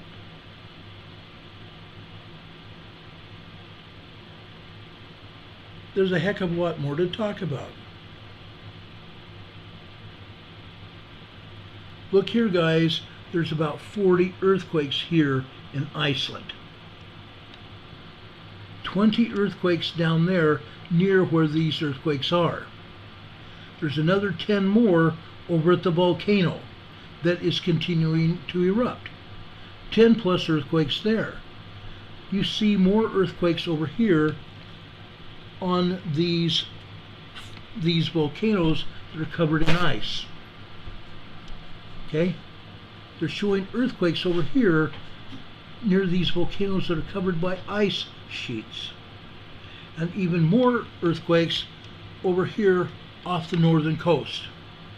Yes, these here off the northern coast are 1s, 1.0, 1.2, 1.5. Granted. But now we have 4.5 magnitude earthquakes down here. Okay? Interesting how they let that go until we get two 4s, mid-range 4s, 4.4 and 4.5. But they don't dare tell you about all the other earthquakes. Okay? This one here, this earthquake here is a volcano, guys. Underneath this ice sheet is a volcano. If this thing erupts again, which it did years ago, it will stop airline travel all over Europe. The last time it erupted, it stopped air traffic from going because the volcanic blast got up into the atmosphere, preventing any planes from traveling over to Europe. Okay? Yeah, that's what happened. And then there's another earthquake here. Yes, it's a 1.7. Okay? And then there's all these earthquakes here because of a volcano that's erupting. Interesting, huh? There's something even more interesting right up here in the Canada. that they are not talking about. Let me show you something here, guys.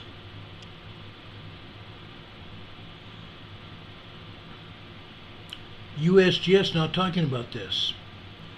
Now this is French, and I don't know any French, okay? I'm not very familiar with anything French, and I'll tell you that. I've never talked French in my life. I don't know French. Quite honestly, I don't know French. But up here,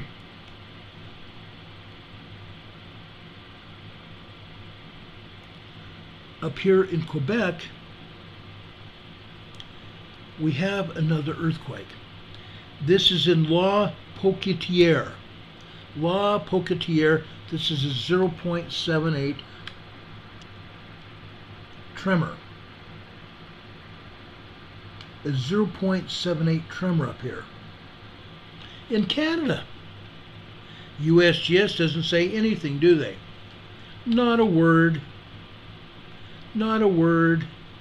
They don't care, do they? No, they really don't. Now, I'm going to take you west real quick, just because I can. Just because I can. Okay, I want to show you something.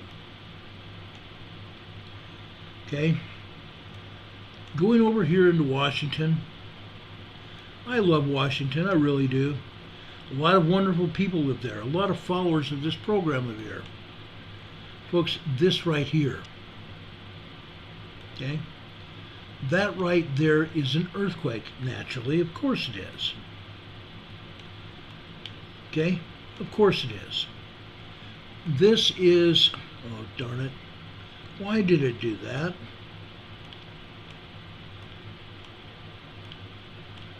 Let's go back here. Okay, let me show you this. This is Laytonville, California. Going up here into the Washington, Oregon area, we have some earthquakes here. Some tremors here. This is northwest of Mount Rainier. Enumclaw, Washington. We had a 4 up here about a week and a half ago, didn't we? Okay. Here is a 0.4. Wilkinson, Washington. Northwest of Mount Rainier. Over here, just northwest of Mount Rainier, what do we have here? They say there's an explosion here in Carlson, Washington. Well, let me pique my memory here. They had another explosion in this same area just about a week ago. Carlson, Washington. This one's a 1.4. A 1.4 earthquake tremor in Carlson, Washington. This one is just over a quarter of a mile deep.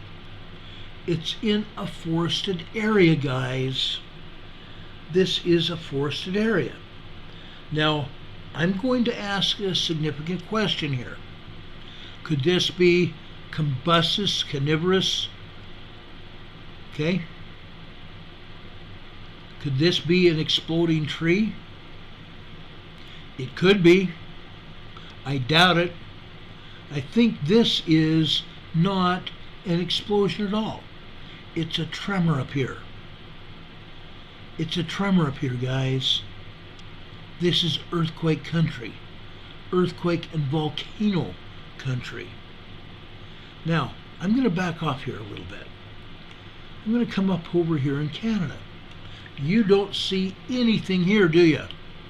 USGS is not saying word one, are they? Oh, heck no. Heaven forbid we see earthquakes out here. Interesting, huh? Let me show you 2 earthquakes on the Juan de Fuca Fault. This one is out west of British Columbia, Canada. out west of Vancouver, Columbia, British Columbia. It's a 1.44 tremor on the Juan de Fuca Fault. Right next to it is also another quake. This is a 2.01.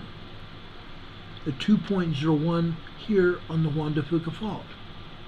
USGS scores 0. Scores 0. Then further up north, and this is not on the Cascadia subduction zone, and it's not on the Juan de Fuca Fault, but it's right literally off the coast of Bella Bella, British Columbia. It's a 1.87 tremor here. 1.87 tremor right off the coast of British Columbia, Canada. It's west of Queen Charlotte Island. West of Queen Charlotte Island. Interesting, huh? 3 earthquakes over there in the Cascadia subduction zone region. Now, I have not touched on Alaska, have I? I'm saving that for last. There's about 40, 45 earthquakes here in Alaska. Okay? I just love this. 10 earthquakes right here. Volcano time. Volcano time, guys.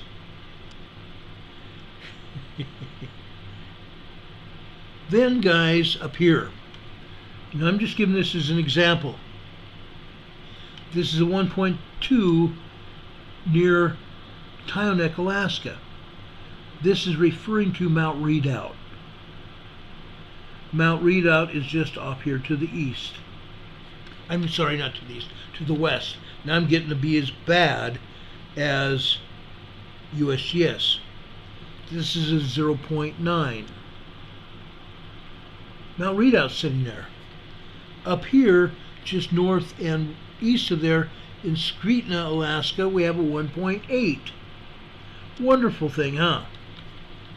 Wonderful thing. We have 2 earthquakes up near Denali. Northwest of Denali, we have a 1.3. Woohoo! Northwest Denali. North of Denali, we have a 1.5. Right here. Right here. But guess what? Look close at what it says. It says 26 miles southeast of Denali. Southeast of Denali. Guess where it is? It's northwest of Denali. Northwest of Denali. They can't get their directions right, can they? Never will. Now, one more earthquake, and then I'm going to talk some about preparedness before I end this. Okay? I want to get my preparedness stuff in. I think it's important right now. Up here on the northwestern side of Alaska, this is in the Bering Strait, we have a 3.70 magnitude earthquake. A 3.7 magnitude earthquake up here in the Bering Strait here, right between us and Alaska. I mean us and Russia, just off the Alaskan coast here in northwestern Alaska. A 3.7 near Point Hope, Alaska, right here. A 3.7 earthquake. I've never seen an earthquake here before, just to let you know. Okay? So I'm kind of giving you a tour of the world, emphasizing stops all over the world, letting you know what's going on, because I think it's significant, especially those earthquakes off the coast of British Columbia that we will never find out about if we pay attention to just the U.S. map. Now, I have a few other things to talk about that I think are very pertinent. I started off this broadcast talking about Tucker Carlson. And I sincerely urge you guys, after my program is over tonight, that you go and look at that video that I put up today. Okay? We may have 1 or 2 weeks. And now we're in right before that 2-week period ends. There's a lot of stuff happening. That's why I posted it there. I want everyone to take a look at it. This involves all of our lives. If what he is talking about happens, and I truly believe it will, because everything else has happened, we're in for a real rude awakening. Our lives are going to be turned upside down the rest of this year. President B, Mr. JB, just a few short months ago, signed an executive order allowing the United States to start digital dollars. It's allowed United States banks to collapse as the Fed starts bringing all the money assets of the United States under one roof, under the control of the OWO, under control of the OWO. Okay? Yes, folks, our money is going to be monitored by the feds. If they don't like something we want to purchase, or they don't think we need it, our bank account will be shut off. Our access to our money will be shut off by the feds. It's a crisis. Okay? In the past 3 days, Glenn Beck has talked about it. I urge you to look at his shows here on YouTube as well. He's talked about it. Tucker Carlson has talked about it. Ever since JB was put into office, he's led this country down the porcelain fixture. Okay? I really don't care what the platform thinks. I don't. But we're in a crisis. And it's easy to assume that another person will take care of business and help each of us individually in case we're in trouble. Sadly, this is not often the case. Bystander apathy is a huge problem that sees many people simply watch events unfold, even when it's clear that help is needed. Knowing how to react to emergencies in a fast and effective manner is essential for our survival. Essential for our survival and the safety of every one of us that we meet. Well, the internet is a great source of useful data. Some of that internet is going to be shut off as well. The data that we presently are able to get into sometimes can help us, and it can help us save lives. As long as we use that data righteously and we get the right information. To do this, I have spent time gathering some useful, valuable life-saving skills and techniques that might assist us if and when, I'm not even going to say if anymore, I'm going to say when an emergency situation arises. Spring, a time of camping, a time of flowers popping up in the springtime in the desert and all over the hills. Such a beautiful time. Camping, hiking, urban extensions of living. going out in the boondocks and enjoying ourselves. Some of us living on the outskirts of our communities with wildlife. Now this may sound crazy. This may really sound crazy, except if you run into one of these. Mr. Bear. Yes, Mr. Bear might make you crazy, especially if Mr. Bear likes to take pictures like this.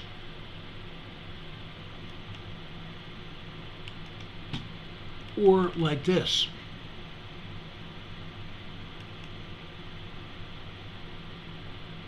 Or Mr. Cute Bear.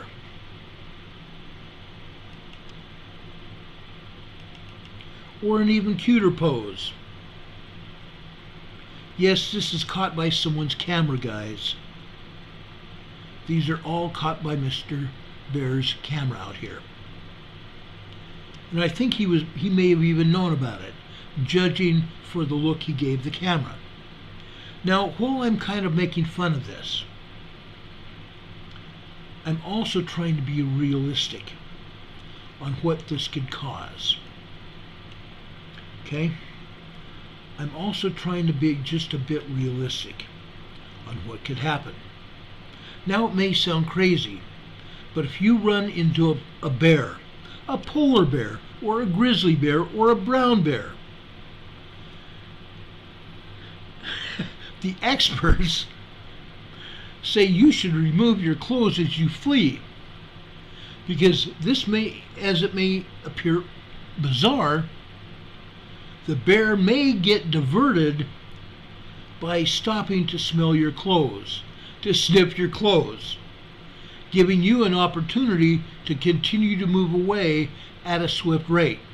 If you can still move away while removing some of your clothes and throwing them into the trail as you're running pell-mell down the trail. Okay? Now this may work with most bears. If, like I said, you can still flee while doffing your clothes. Now, there are other things that are more serious.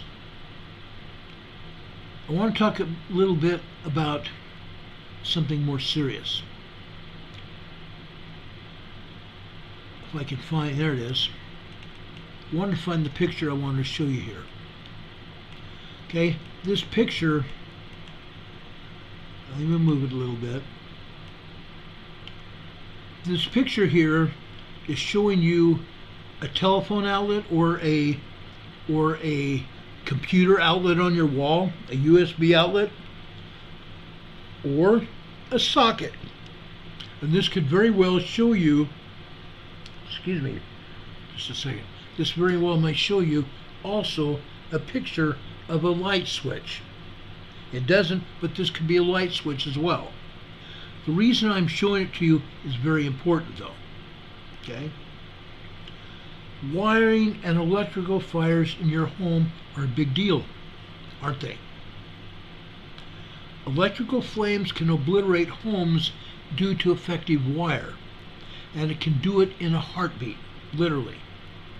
Regular maintenance to your home's electrical system can help you to avoid dangerous situations. There are red flags to keep an eye out for that will help you catch an electrical fire before it gets out of control. For example, if you enter a room and it has a little bit of a fishy smell when nobody is cooking fish, there may well be something really fishy going on. Circuits transmit, electrical circuits in your home may transmit a smell that smells a little bit fishy when they overheat. And at this point, the fire is imminent. If you notice this, you smell it, and you turn off everything. You go to the circuit breaker box and turn it all off. You might well then go to a telephone and call a local electrician to find out if everything's all right. However, if in the process of turning things off at the breaker box, you stop to turn off a light. Say you look around your room at a light fixture or a light switch or a socket and you see it smoking, even if the slightest bit smoking, I would call the fire department just to be on the point of caution. If the light switch or the socket feel a little bit warm, or you see smoke, even a light bit of smoke coming from the socket or the light switch or any other fixture in your home, turn the power off and call the fire department. There may well be fire, hot wires behind that wall. In the very least, you need to turn those circuits off and call an electrician to save your house from getting burned to the ground. Okay? That's a start. To prevent a life-threatening event, you may have the beginnings of an electrical fire behind your walls. I've seen it. Before I was a cop, I was a volunteer fireman in Poway, California. Uncommon scents and smells can be pointers that dangerous substances are nearby. These dangerous substances could also be gas leaks. Most of us know when there's a smell of natural gas. If you smell that in your house, go outside. Now, over on our website, on my website, Emergency Management Associates at wixsite.com, it goes EMER-MGMT-ASSOC.wixsite.com. Okay? Go over there, click on that website. Okay? Then you click on another menu. Okay? And then you scroll down. You could actually see a video that I did a lot of years ago showing you how to turn off your gas at your meter. Now, I'll just briefly talk about it real quick. On either side or the top of your meter, it could be on top or it could be on the side on a pipe. Either way, it's going to be on a pipe. There's a bar, and it's about this long. There's a bar that's this long, and the bar is sticking straight up like my finger. You get a wrench.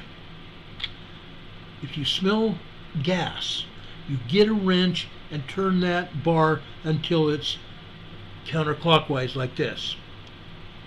Turn it counterclockwise like this. When it's crossing the pipe like this, the gas is shut off. Do not turn that gas back on. Call the gas company. Call the gas company at that point and tell them you turned off the gas because you smelled gas in your home, or even on the outside of your home. You want them to come out and check it. Don't turn your gas back on before you do it. Also, if you shut off breakers around your home at the breaker box, don't turn those breakers back on if you had smelled smoke, or if your outlet or light switch felt warm to the touch. This is just a hint. Don't do it. Get a professional. If you smell smoke or feel those switches or those plates warm, call the fire department and have them come out and check it. Rather be sorry and exercise caution than be too late. Okay? Now, I'm going to I want to show you another picture real quick.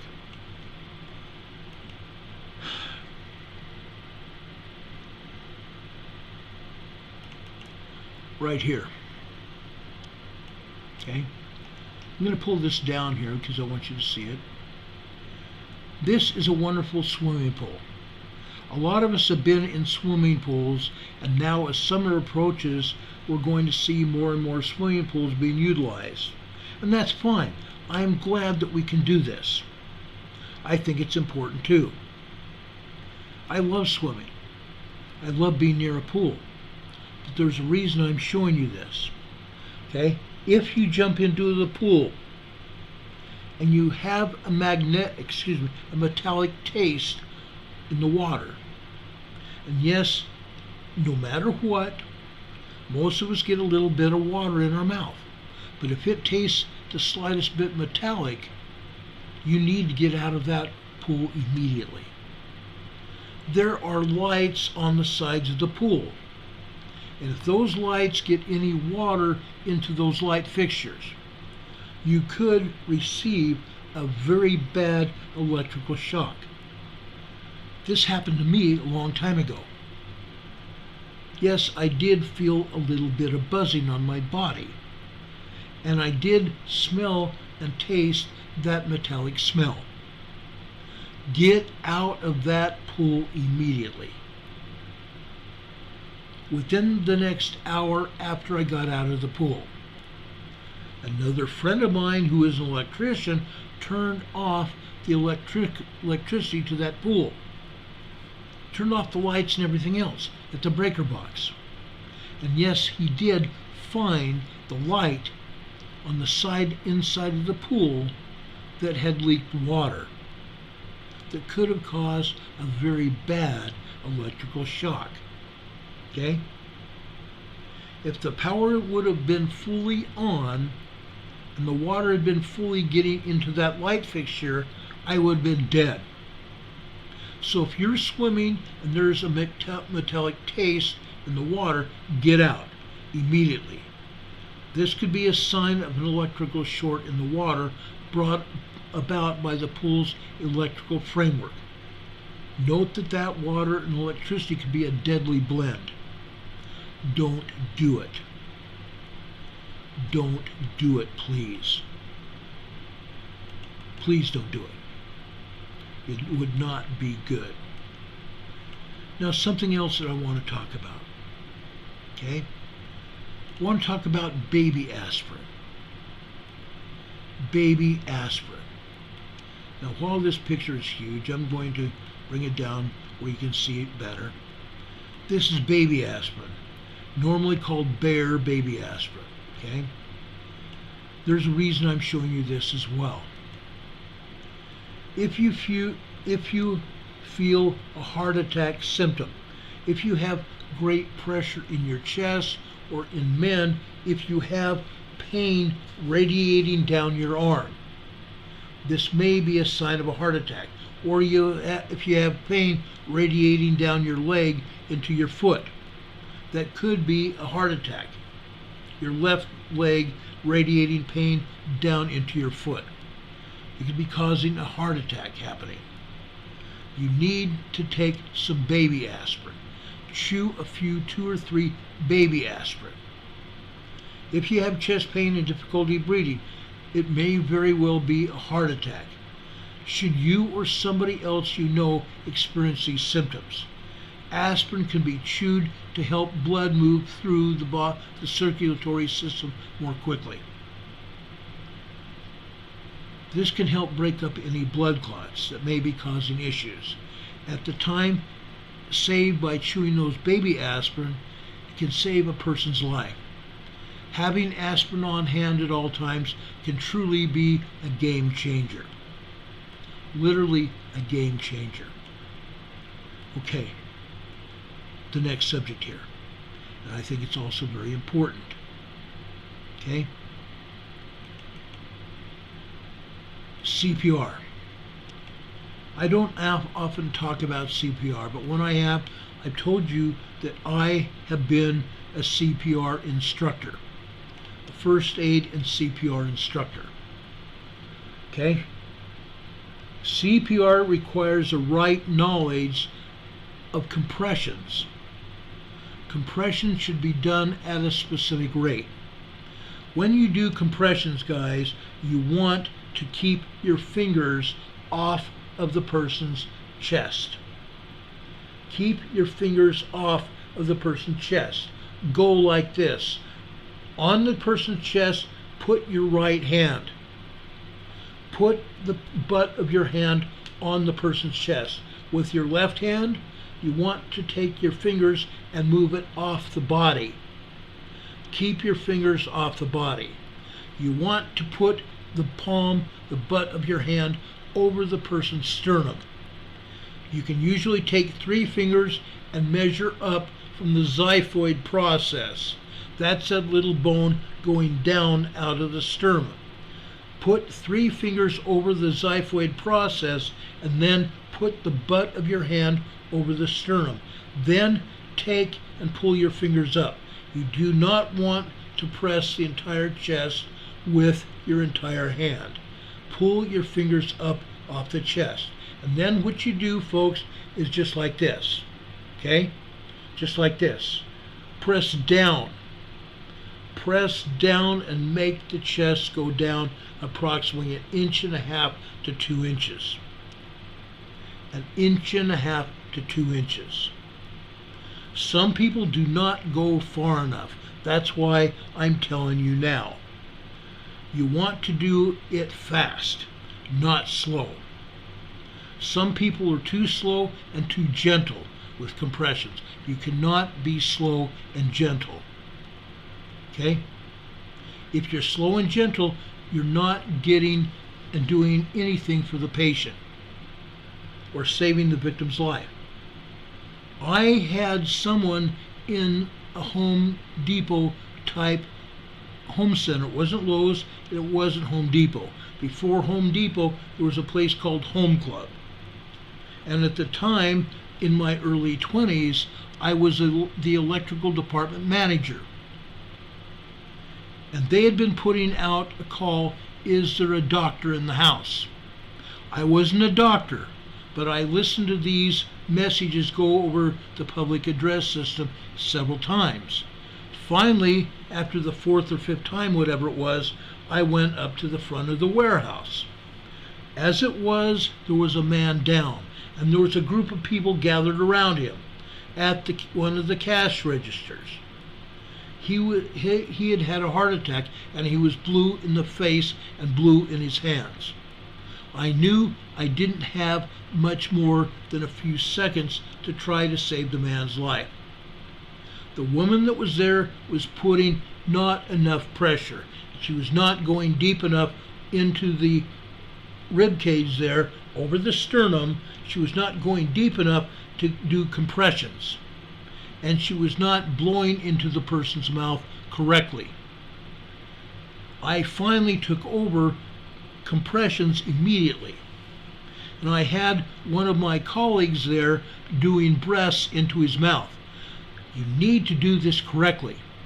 While you're doing compressions, you have one other person doing breaths. And I know that they don't usually teach breaths, because when you compress the chest correctly, you're bringing air. When you're pushing the chest correctly, it's exhaling air from the person's lungs. When you're releasing it, the lungs have to inflate again, right? Yes. So they're not teaching breathing anymore, but they did. Okay? And when I was teaching it, it was compressions and breath. 10 compressions and 2 breaths. 10 compressions and 2 breaths. And after the 3rd set of compressions, you used to check the carotid artery to see if the person's heart had got started again. And usually you could do that. Okay? Now they teach compressions only. And that's why I'm talking about it. Okay? That's why I'm talking about it. And this is important. This is very, very, very important. CPR requires the right knowledge, since compression should be done at a specific rate. Like I said, some people are too slow with gentle compressions, and that won't save the victim's life. You perform CPR on a firm surface. If the person's laying on the bed, get them off the bed. You cannot adequately do compressions when there's something soft underneath the person. Put them on the floor. Put them on the table and get compressions. do compressions. If you discover somebody in need of CPR, it's important to set them up in a situation the right way first to ensure your actions have the desired effect. If you're on a soft surface like a bed, you're not going to be able to do it right, because you're going to be pushing the entire person's body down into the bed. Put them on the floor. Perform CPR on a firm surface. If you discover somebody in need of CPR, it's imperative that you set them up in the right way to ensure your actions have the desired results. Now, in doing the compressions, like I said, you take your fingers off the victim. Use the butt of your hand over the sternum, only over the sternum. If you break that xiphoid process, you could puncture their lungs. Don't do it. Put the butt of your palm of your hand right here over the sternum, and you press the compressions with the song Staying Alive. But, staying alive, but, staying alive.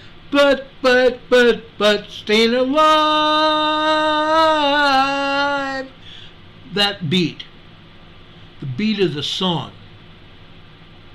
Or another one's biting the dust, dun, dun, dun, dun. Another one biting the dust. Okay? Those two songs.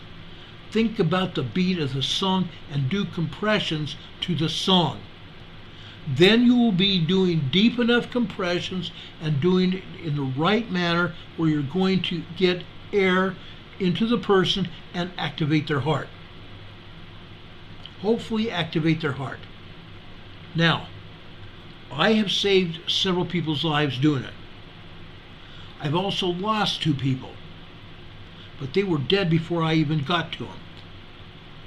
And yeah, it was hard for me. It was very hard for me to realize that I couldn't bring them back. One paramedic had to pull me off the person that we had shocked. The paramedics had shocked him, and I did CPR between the shocks. We couldn't bring him back. I was the first person on the scene before the paramedics even got there. I started CPR. Paramedics got there and shocked him, and I still did CPR. And finally, the paramedic pulled me back and said, "Ron, he was gone before you even got here. He was gone before we got there." But I didn't want to give him up. Don't give up. If you're doing CPR, do not give up until a qualified paramedic or EMT takes over. If you get too tired, there has to be somebody else with you that knows how to do CPR. Don't stop unless you absolutely can't do it any longer and there's nobody else to continue. Please promise me that you'll do that. Okay? So that's that. There's something else I want to talk to you about. There's a few more things. Okay? One of the other things are these things right here. Tornadoes. I've been around tornadoes a lot throughout my life. Do I like tornadoes? Oh no. Most of us don't. We've reported on tornadoes on this program before, and it won't be stopping. Okay? It won't be stopping. As to CPR, Don Patoga's in the chat room. He says, get weak knees after the issue. Oh yeah. Oh yeah. Absolutely. Anyway, tornadoes, guys. A lot of people, when they see a tornado, think, oh, it's just standing there, because they don't see the forward movement. Some people, you can see the forward movement with some tornadoes. Some tornadoes are not moving right there, right where people can see them, but they are moving. A tornado never stands still. It's coming for you. There are more and more places on the planet where tornadoes are common. What used to be Tornado Alley up in North Dakota, South Dakota, Minnesota, and some places in Minnesota are now going into Texas, Arkansas, Louisiana, Mississippi, Alabama, Georgia, south of North Carolina, and even up into Virginia and points north. There are more and more places where tornadoes are more common. But if you're not used to them, you probably won't even know what to do if you see one on the horizon. I'm here to hopefully help you. Thankfully, there are some reliable ways to assess the situation and find shelter. If you see a tornado, you want to observe the path. If it's coming towards you, you need to go and take cover immediately, if not sooner. I'm just telling you. Observe the path it's traveling along. If it appears as though it's remaining in one spot, it is moving towards you.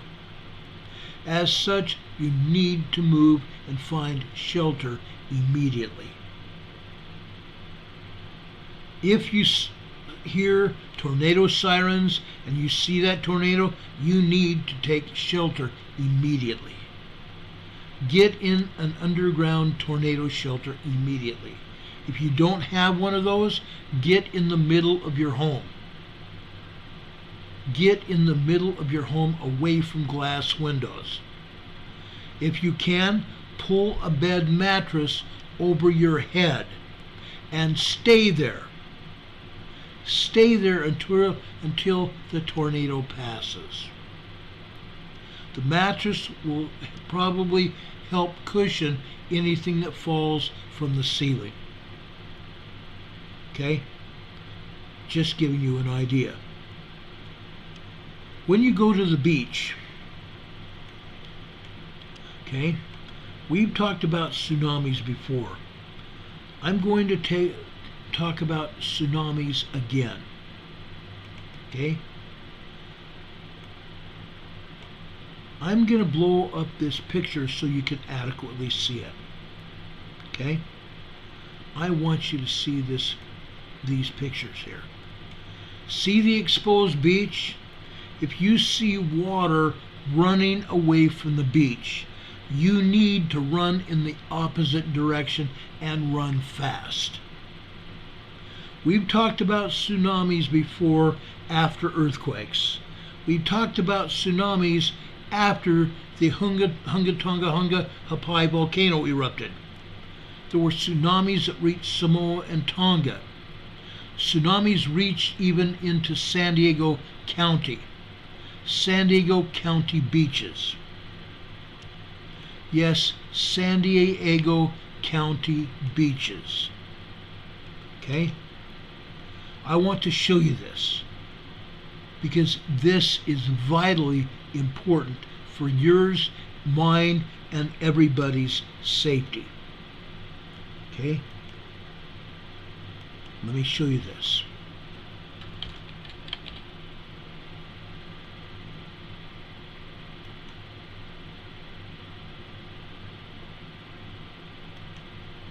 Hold on a second.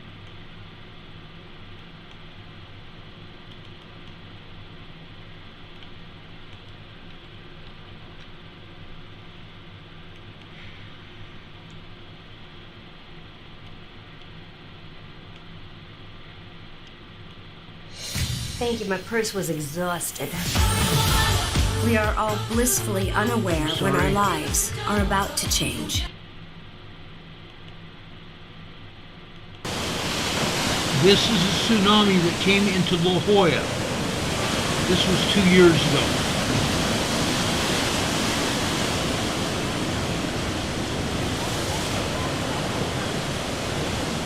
The water just sunk way back from the shore, and these two people have no idea. Look at the cross wave right here. Look at that. Water is pulling back. This is at La Jolla Cove. You see this woman and her child? Oh boy. Right there. See that wave way back there? That's a tsunami wave. See how far the water is away from the beach?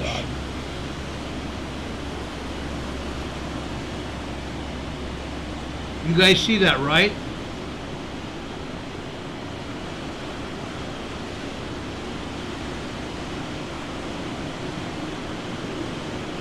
I think these. See that woman and the daughter?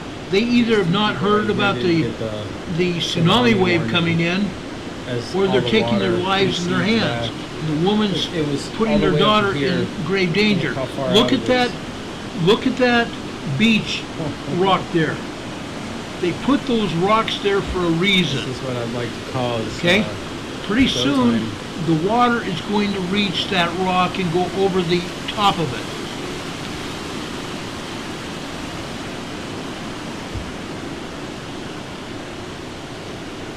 If you see water going out into the ocean where it used to be on the beach, you need to run in the opposite direction. The water in this case is coming back.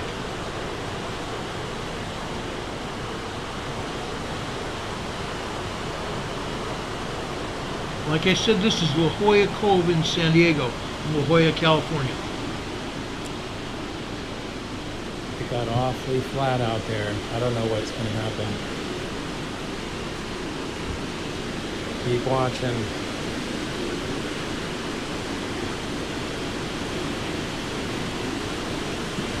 The water's coming in. Look at those ladies. They're out of the edge of the rock, and look at the water.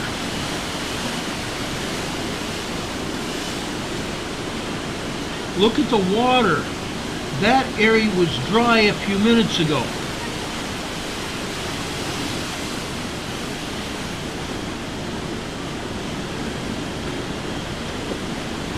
What in the world are those women doing? Look at this, guys. Now the water is going up the edge of that rock. And these women are still dilly-dallying around.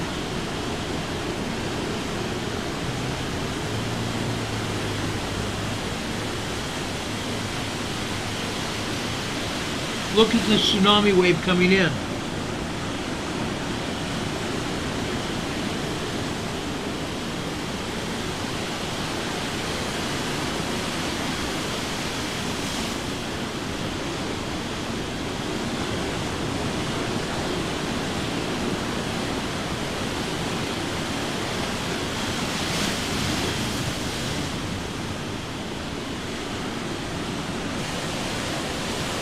Look at that tsunami wave, guys. Catch the waves in a tsunami.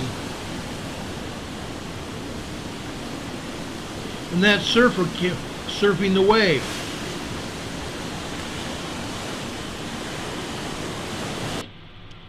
Okay? What's new about arches?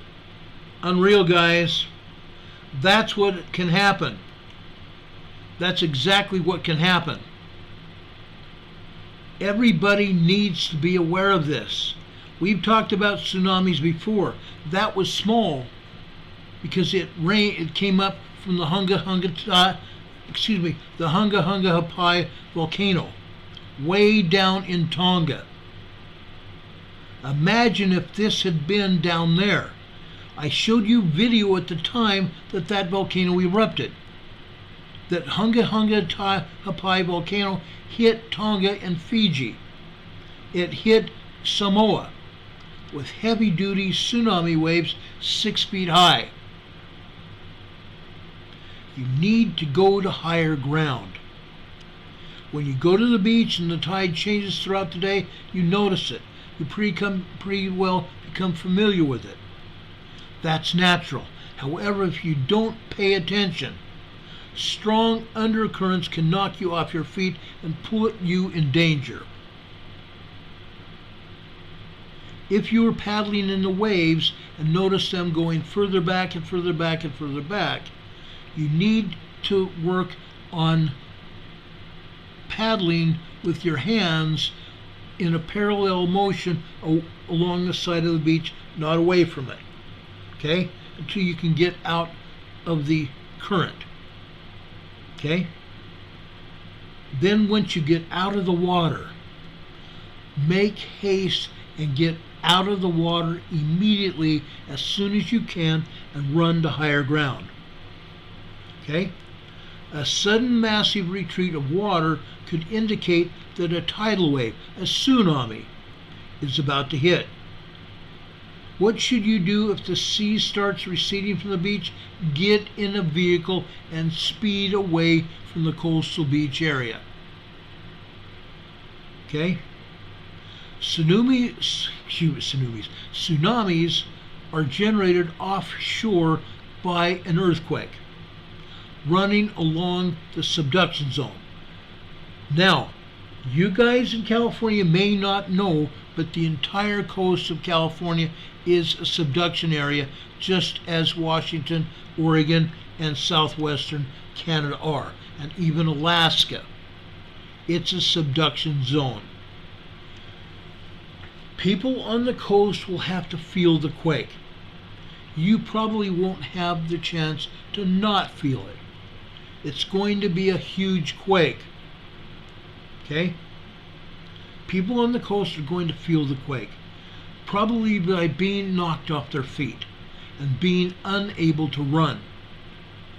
Such quakes as this are long earthquakes.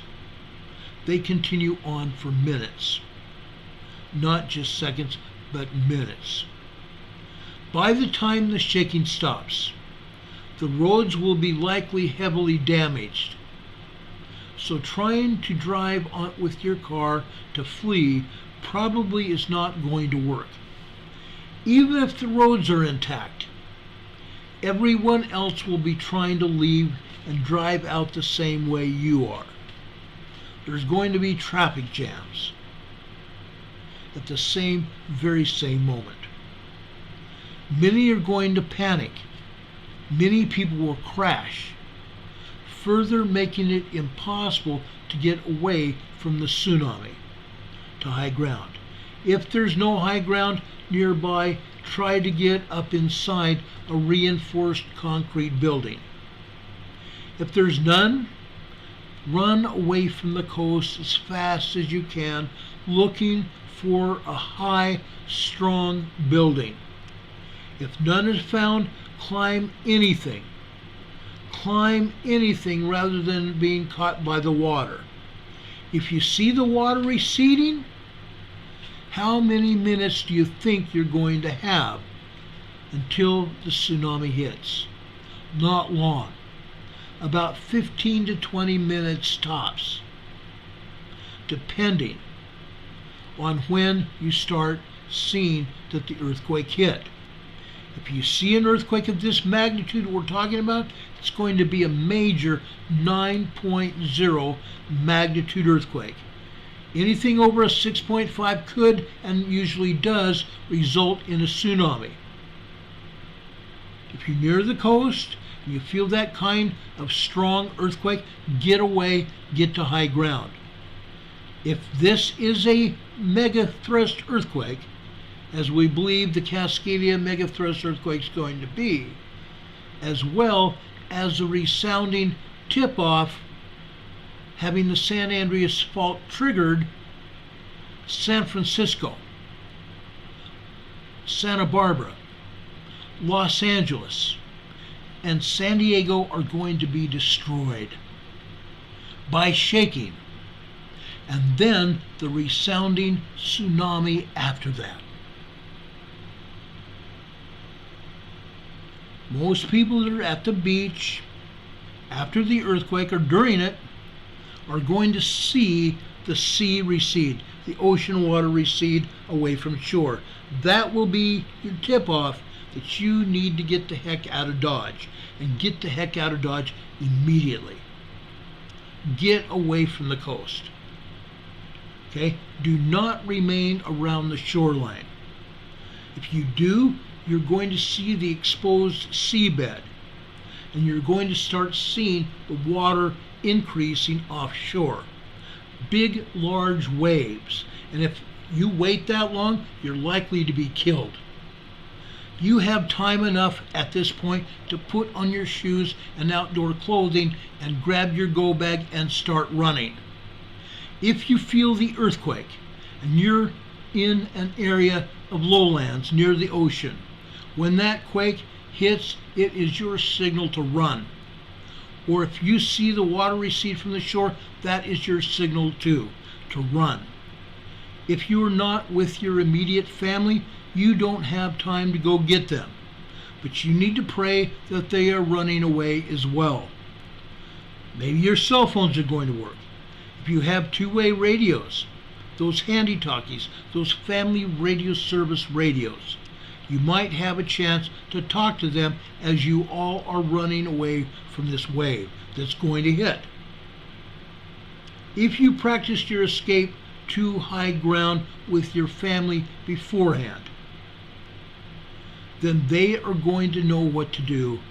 They are going to know where you can meet them if you're away from home, away from them.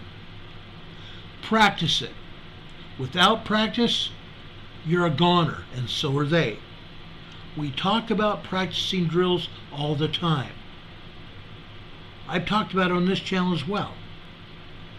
Whether inundation, meaning completely surrounded by water, water up and over your head, or that drawback of water occurring, you know that tsunami is generated. A magnitude 8 earthquake can cause an uplift of the seafloor. Uplift of the seafloor. That could generate that wave. That uplift of the seafloor could generate that wave. That could start it. The other issue is if the ground drops. The water is immediately going to go out into that hole. But then when it leaves that hole, it gets to that hole and leaves, it's going to come back even stronger. Either way, you're going to see that tsunami coming. The earthquake will already have been there. You're going to feel extreme shaking, knocking you off your feet. You're going to see buildings fall. You're going to see glass fall out of buildings. You're going to see great fissures opened up in roads and everywhere else. But you need to get away. You need to get away. Never put your feet on the dashboard. That's my next issue. Never put your feet on a dashboard. Never now, never ever. Never put your feet on the dashboard. Okay? Sorry. Hold on a second. I'm going to find my place here. I've got a picture of a girl putting her feet on a dashboard. You don't want to do that. You don't want to do that. I thought I had a picture anyway. Right here. There we go. Never put your feet on the dashboard. Let me tell you why. I was an accident investigator. I saw people that had put their feet on the dashboard. Since I retired, I've seen even more people do this. It can be very deadly. Okay? Airbags are on the dashboard. If they deploy while someone has their feet on the dashboard, those airbags are literally going to push up your legs into your face. It could break your back with the pressure. It could burn your legs. Those airbags will be full of hot air. They could burn your legs as well. If you get hit in the face by an airbag, it could burn your face. I've seen that happen as well. But I'd rather have a burn on my face than be alive. Okay?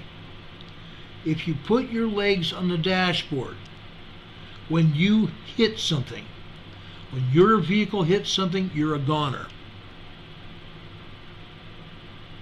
You may have your knees for breakfast that day. You may have your knees for breakfast and your teeth as well. Okay? Or it could kill you. Some people I've known have taken off their seatbelt and put their feet on the dashboard. When their car hits something, they go out the front window. Their legs get demolished on the way out. Their whole body hits the ground, hits that windshield with force, and they either hit the windshield and die, or they're thrown out of the car and die. I've seen it. Please don't do it. Please do not do it. I'm begging you, don't do it. I've seen it happen. This is not a joke. This is real, folks. One more issue and I'll leave you here. As you can see, I put a lot of effort into tonight's presentation. This last one, I believe, is also very important. I've seen it done. I've seen it done all over the world. Putting SOS on the beach. Putting SOS with rocks out in the wilderness, in an open field. If you're lost, or you can't find your way back into safety, Morse code could save your life. SOS could save your life. Well, Morse code isn't something most people need to understand. Everybody should know one and be critical, because this one critical code in case of an emergency could mean you're being in harm's way or you're being led to safety. My father taught me SOS with signal flags when I was in the Boy Scouts. He taught me SOS because he knew it from the Navy. He taught me SOS because it was done generally on board naval ships in case of trouble. Yet it can be used in all kinds of emergency situations. If you are at serious risk and you can't call for help, knowing the SOS Morse code can help you.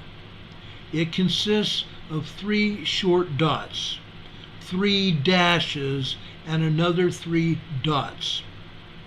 It can be straightforward and simple to remember, or you can drag your feet on a beach and write SOS, where a flying plane or a helicopter trying to find you may be able to find you by you putting SOS on the beach or using rocks in an open field to write the word or the letters SOS. Okay? That could help you. I'm trying to give you information to help you. Tomorrow I will continue this talk about emergency preparedness, but I wanted you to see what I had here for you tonight. This is important.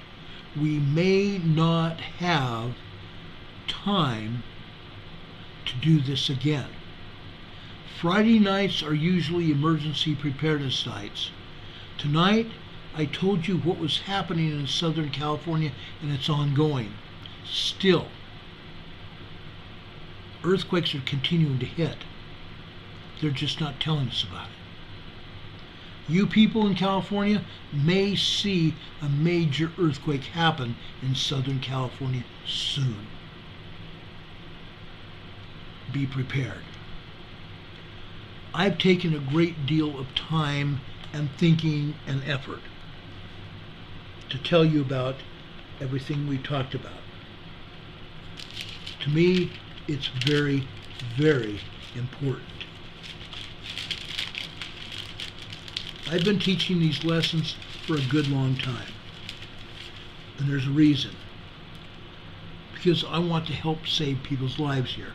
That's what this program's all about every night. We tell you about disasters. We show you emergencies that are happening. We tell you about melting snow that's causing flooding all over the United States and even in Utah. where I used to live. Guys, I was taught this when I was a kid, and now I'm teaching everybody again. Please, folks, if you have found this briefing significant, please give us an attaboy in terms of a thumbs up. I hope, for the most part, most of you stuck around for our entire presentation tonight. It's meaningful. It's meaningful for me and for you. If you stuck around for this presentation tonight, you're a winner. Why? Because, folks, if you only stick around for a portion of it, you're not going to find all the information that I prepared for you. This information can save your life. That's why we talk about it. Everything we talk about has a reason. Okay? So please consider sticking around for our entire program. Yes, I understand it's late. I probably have missed people that have said goodnight because they had to get to bed. It's 10:20 p.m. here. I started this program after 7:30, and I apologize. I had some technical issues, but we're here. We did our program, and we passed on what I believe to be significant emergency information. I want to say one other thing in terms of one simple scripture here tonight, one simple verse. And to me, it's probably one of the most important verses in the New Testament. This comes from the book of Romans, chapter 1, verse 16. It reads, "For I am not ashamed of the gospel of Christ, for it is the power of God unto salvation to every one that believeth, to the Jew first, and also to the Greek." That takes in all of us. The gospel of Jesus Christ is for everyone. For everyone. For everyone in Sweden, Germany, Norway, Denmark, Austria, Switzerland, Spain, all over Europe, Australia, New Zealand, South America, Indonesia, the Philippines, Japan, China, everywhere. This is important. Know who Jesus Christ, your Savior, is. Find out. If you don't know, find out. If you have questions, call me. Send me a text or an email, and let's talk. My feet are firmly planted on the ground. I have a firm and solid testimony that Jesus Christ is our Savior, and our Heavenly Father wants us to return with Him to heaven. That's the reason we're here, to prove ourselves worthy to go back to heaven. Please do that thing that you need to do. If necessary, repent. Find out who the Savior is and take advantage of His atonement. Repent. God gave us this Jesus Christ, His Son. God gave us His Son to help us. I love you all. I love your families. I love everyone. Please pass this program on to your family, your extended family, your neighbors, your friends, your social media contacts, and even the people you work with. Tell them about the program. Tell them about how thankful you are for this program, about what it does, how it helps you,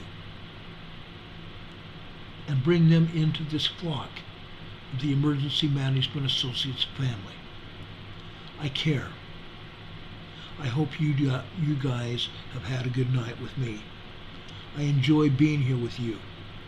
I love all of you, as I said. I hope you have a good night and a better tomorrow. We will see you tomorrow night, same time, same bat station. Have a good night, everybody. Take care. If anything else happens tonight, we'll be back on the air to tell you about it as soon as the information presents itself. Good night, everybody. Much love.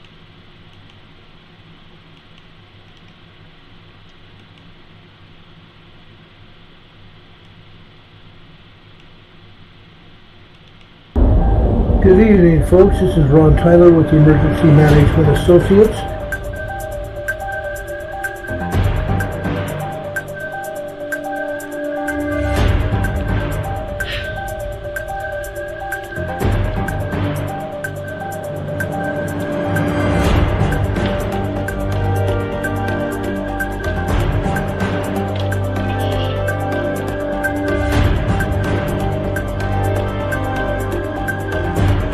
Folks, this is Ron Tyler with the Emergency Management Associates coming to you live from the crossroads of the West in Utah. The time right now is 7:05 p.m. It's very clear on the backside of the sun, and the minor hitting the earth is located around 3.5 miles southeast of the Earth Canal. Also,